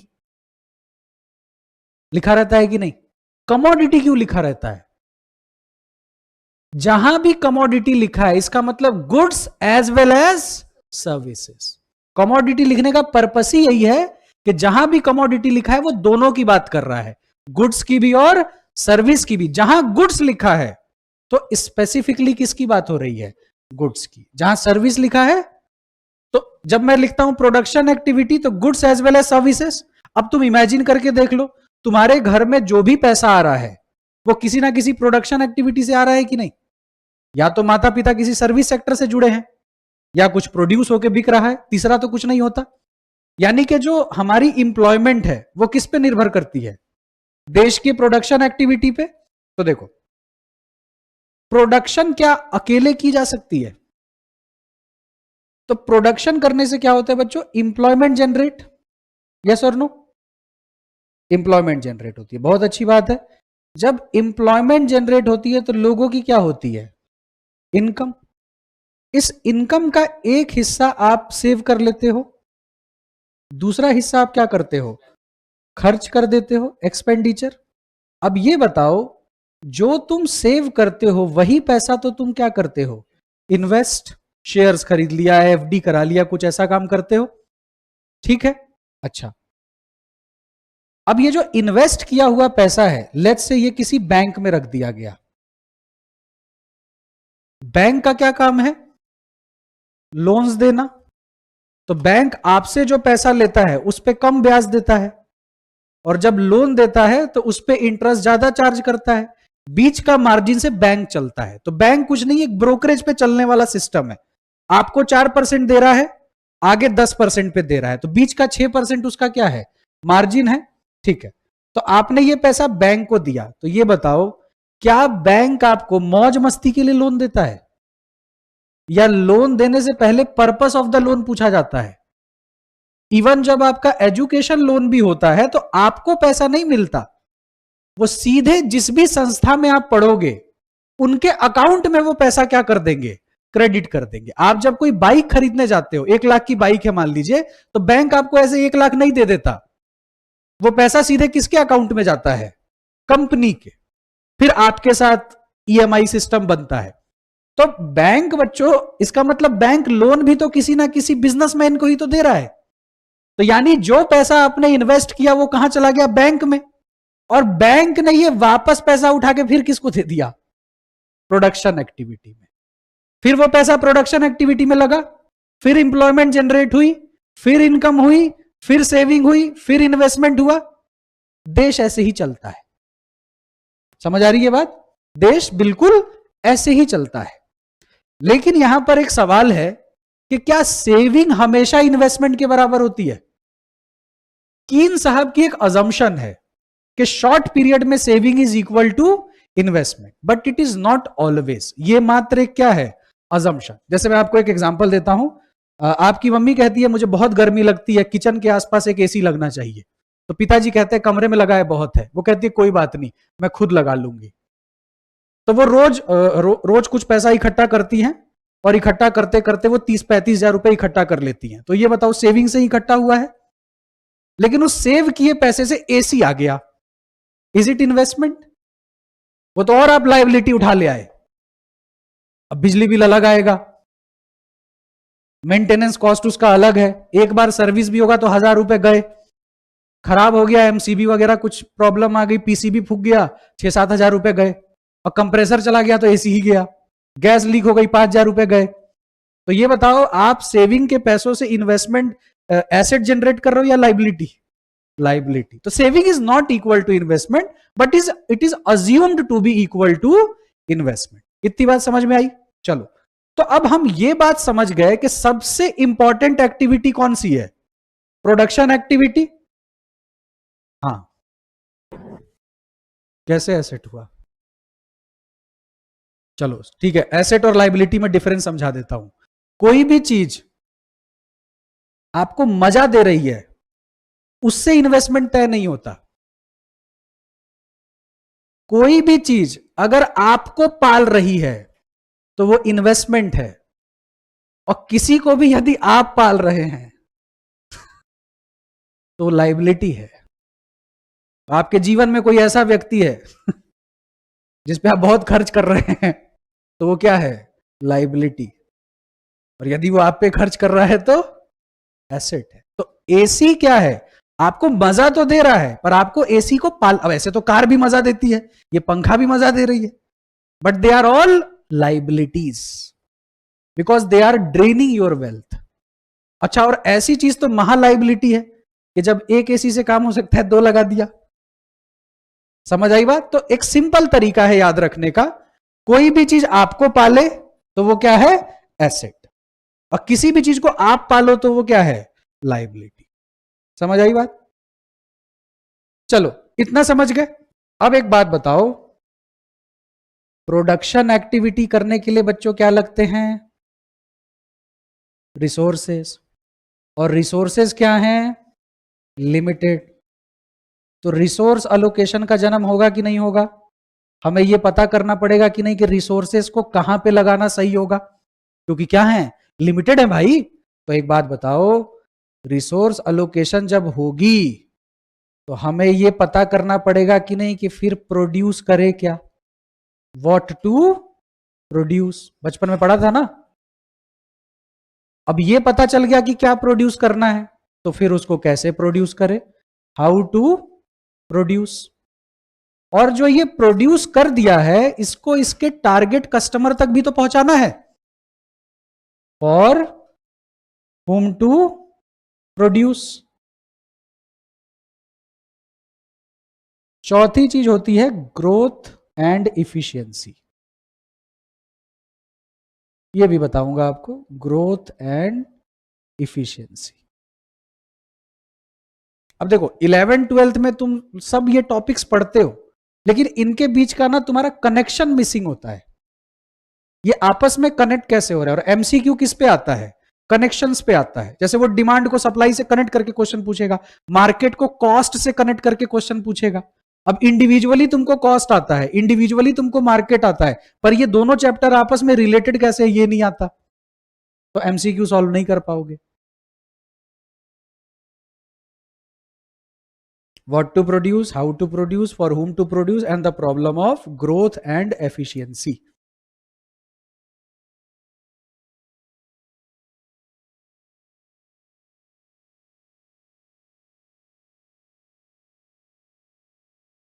ठीक है, यहां तक कोई दिक्कत? आगे बढ़ूं मैं? चलिए, देखो जिसको भी डाउट हो पूछ लेना। यदि कोई घूंघट वाले बच्चे हैं, बिल्कुल ही शर्माते हैं, तो क्लास के बाद पूछ लेना, लेकिन अपने डाउट्स जरूर क्लियर करिएगा।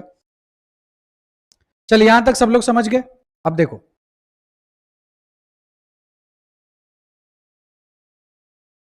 अगर आपसे आज के पास कोई पूछे कि सेंट्रल प्रॉब्लम क्या है, तो ये आंसर नहीं देना है what to produce, how to produce, whom to produce.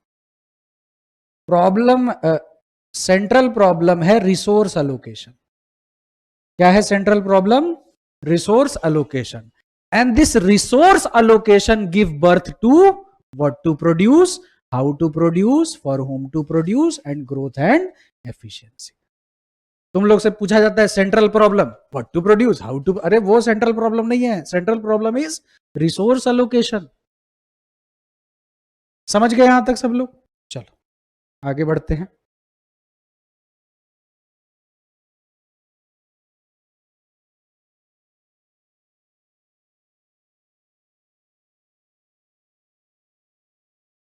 जब मैं बोलता हूं व्हाट टू प्रोड्यूस, तो रिसोर्सेस तो बच्चों लिमिटेड है, तो हम जो मर्जी चाहे, जितना मर्जी चाहे प्रोड्यूस कर सकते हैं? नहीं कर सकते। भारत देश को अगर आप ध्यान से देखें तो यहां नेसेसरी गुड्स ज्यादा बनने चाहिए या लग्जरी? Necessary good. आपको सड़कों पे ज्यादा स्विफ्ट और वैगनार दिखता है या मर्सिडीज दिखती है? क्योंकि यहां के लोगों की वही जरूरत है।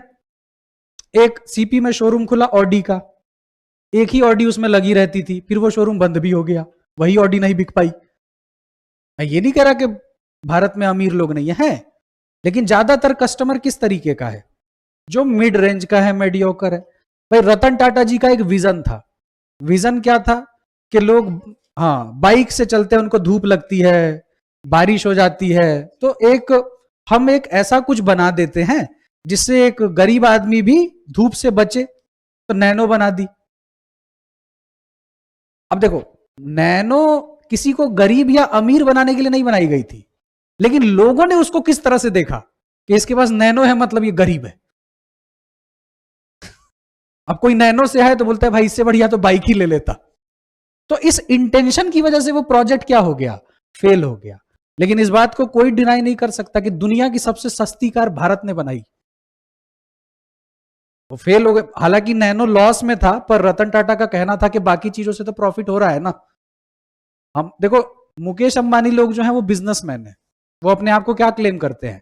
Business people. लेकिन रतन टाटा हमेशा अपने आप को बोलते हैं हम इंडस्ट्रियलिस्ट है, हमारा काम है इंडस्ट्रियल डेवलपमेंट, हमारा काम है रोजगार को बढ़ाना। उनकी नीयत अलग थी। तो इसमें लिखिएगा we can not produce as much as goods we want to produce due to scarcity of resources. So we have to produce according to the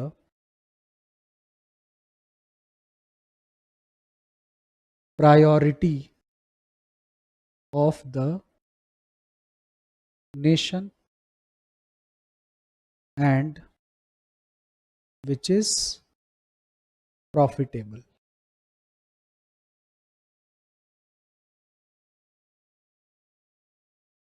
necessary goods और लग्जरी गुड्स, नेसेसरी और लग्जरी, नेसेसरी, कंफर्ट और luxury, comfort. Luxury तो super flaws होता है, दिखावे के लिए केवल हम उसे खरीदते हैं।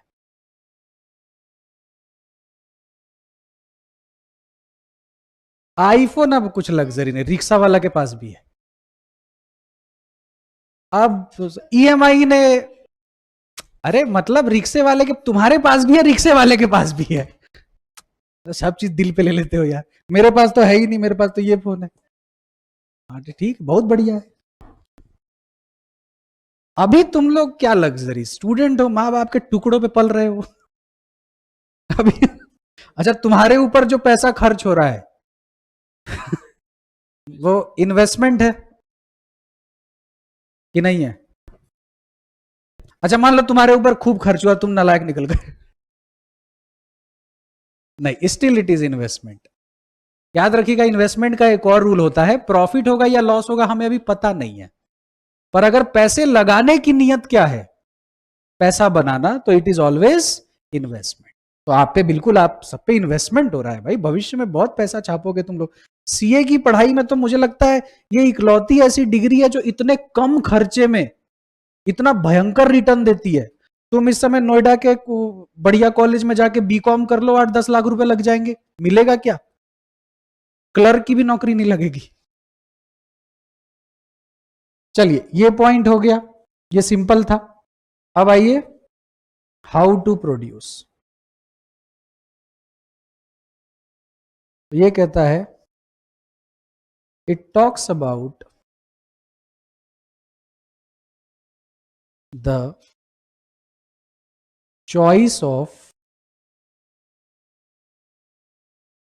Technique of production. अब दो टेक्निक होती है बच्चों, एक को हम क्या बोलते हैं, लेबर इंटेंसिव, बचपन में पढ़ा होगा तुमने, और एक क्या होता है, कैपिटल इंटेंसिव।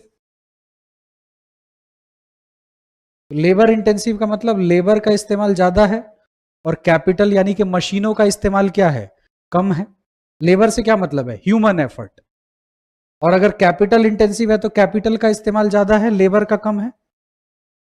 लेकिन अब तुमसे एक सवाल है, भारत में कौन सी टेक्निक यूज होनी चाहिए, लेबर इंटेंसिव या कैपिटल इंटेंसिव? क्यों? इंप्लॉयमेंट जनरेशन होगा, पॉपुलेशन बहुत ज्यादा है, इस वजह से क्या चुनना चाहिए, लेबर इंटेंसिव। ये कह रहे हैं कैपिटल, तो तुम्हारे हिसाब से कैपिटल, एक बच्चा कैपिटल के साथ है, बाकी लोग लेबर के साथ है।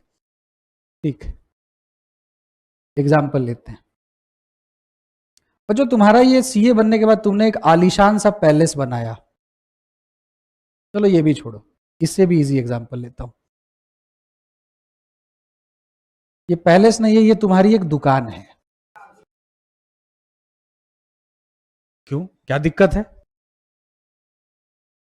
हाँ, शॉर्ट में के से इंडिकेट करते हैं, जैसे इनकम को वाई से इंडिकेट करते हैं, इन्वेस्टमेंट को आई से इंडिकेट करते हैं बाद में बताऊंगा अभी पता नहीं है मुझे। सी से कॉस्ट इंडिकेट होता है, इस वजह से उसको के दिया गया। और इनकम को हम आई से इसलिए नहीं इंडिकेट करते हैं क्योंकि फिर इन्वेस्टमेंट किससे इंडिकेट करेंगे, इसलिए ऐसा किया जाता है। लेकिन तुम लोग जैसे 12th में पढ़ते हो ना NFIA, वो कायदे से NFIA नहीं है, इट इज NFYA।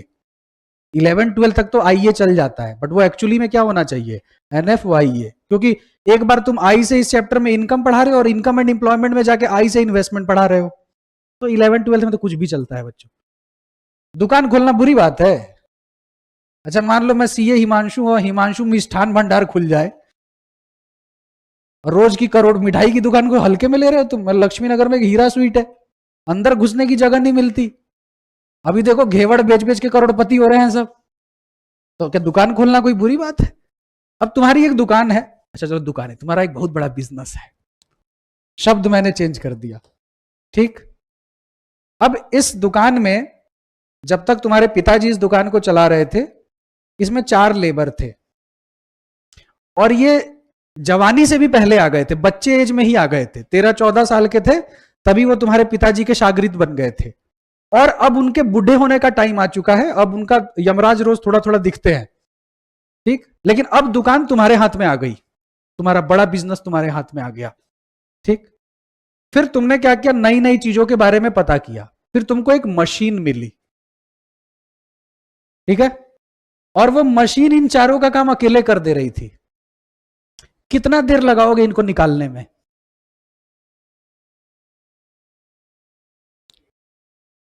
एक मशीन मिल गई है जो इन चारों का काम कर दे रही है। अब इन चारों की सैलरी 1 लाख जा रही थी, वो मशीन 10,000 के खर्चे में चारों का काम कर रही है, 90,000 सूखा बच रहा है।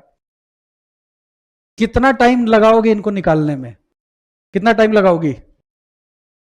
बाकी अरे अभी तो तुम लोग कह रहे थे इंप्लॉयमेंट जनरेट होगी, बहुत लेबर है, और अभी तुमने 2 मिनट नहीं सोचा इनको निकालने में। तो फिर अभी ये आंसर क्यों दे रहे थे कि भारत में बहुत लेबर है, इंप्लॉयमेंट बढ़ेगा? चलो मशीन की मेंटेनेंस 10,000 और लगा लो, 20 में काम हो रहा है, उन पे 1 लाख खर्च हो रहा था।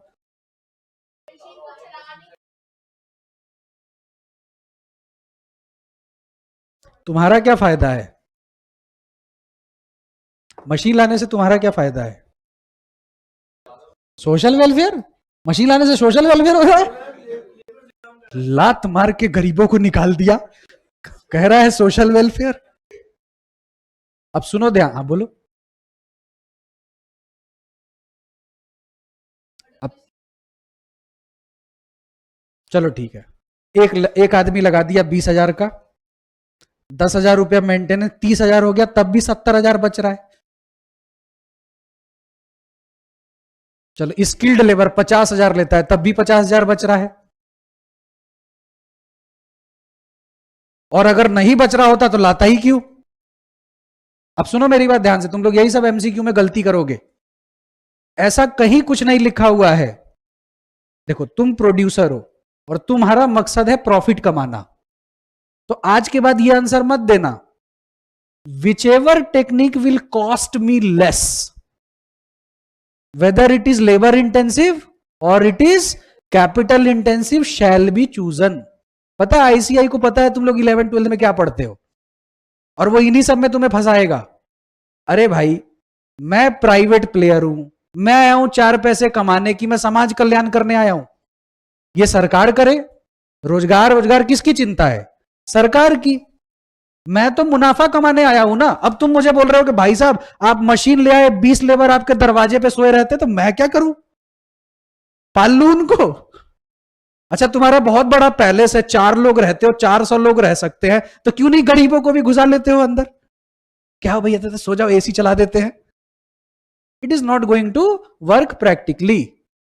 तो आपको समझना पड़ेगा कि आंसर ये नहीं है कि लेबर ज्यादा है तो लेबर चुन लिया। मुझे तो नहीं लग रहा भारत में लेबर ज्यादा है। देखो 1,000 से कम दिहाड़ी पे आ जाए कोई, तो वो तो और अकड़ में रहते हैं, भले पूरे दिन खाली बैठे रह जाएंगे। कोई लेबर वेबर सस्ता नहीं है। आपको जो अगर देखो, अगर तुमको लेबर सस्ता पड़ रहा है तो तुम किसके साथ जाओगे?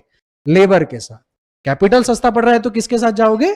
कैपिटल के साथ। अब चाहे देश भारत हो या यूएस, इससे फर्क नहीं पड़ता। जैसे लेबर इंटेंसिव का इस्तेमाल दबा के दुबई करता है मशीनों के साथ। दुबई में जो लोग बैठे उन्हें कहा जाता है विजनरी लीडर। विजनरी लीडर किसे कहा जाता है? वो कुछ नहीं करते, उनके पास पैसा है, वो सोचते हैं बुर्ज खलीफा बनाऊंगा। अब सोच लिया, विजन तैयार हो गया, अब इसको एग्जीक्यूट कराने भारत, बांग्लादेश, पाकिस्तान ऐसे जगहों से लोग जाते हैं और लेबर बन के वहां पे काम करते हैं। हाँ जी, क्या कह रही थी, पूछिए।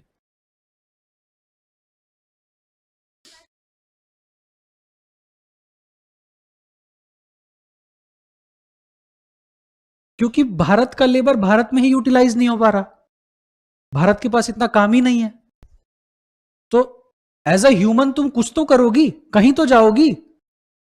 अगर भारत वाकई इस लेबर इंटेंसिव को यूज करे तो आज भी इतनी प्रोडक्शन एक्टिविटी है कि सारा लेबर खप सकता है।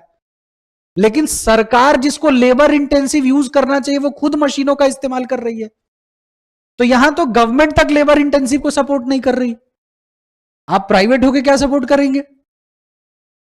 समझ आई बात? तो आंसर में लिखिए the technique which causes least cost of production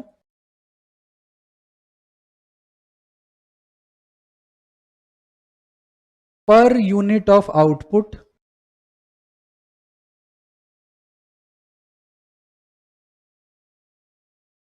shell be chosen. अब विदेश में जो व्यक्ति काम करता है उस पे लोग रिलाय कम करते हैं। अगर किसी ऐसे लड़के का रिश्ता आता है जो विदेश में नौकरी करता है, उसकी जांच पड़ताल ज्यादा होती है कि पता नहीं कहीं वहां ईंट तो नहीं उठाता, इधर तो बोल रहा है कि इंजीनियर है, डॉक्टर है, वहां पे पता नहीं क्या कर रहा होगा। तो भारत तो definitely exporter of cheap labour है, अगर यहीं पे काम मिल जाए तो कौन विदेश जाएगा। ठीक है, इसके आगे नेक्स्ट क्लास में पढ़ेंगे। किसी कोई डाउट है तो पूछ सकता है।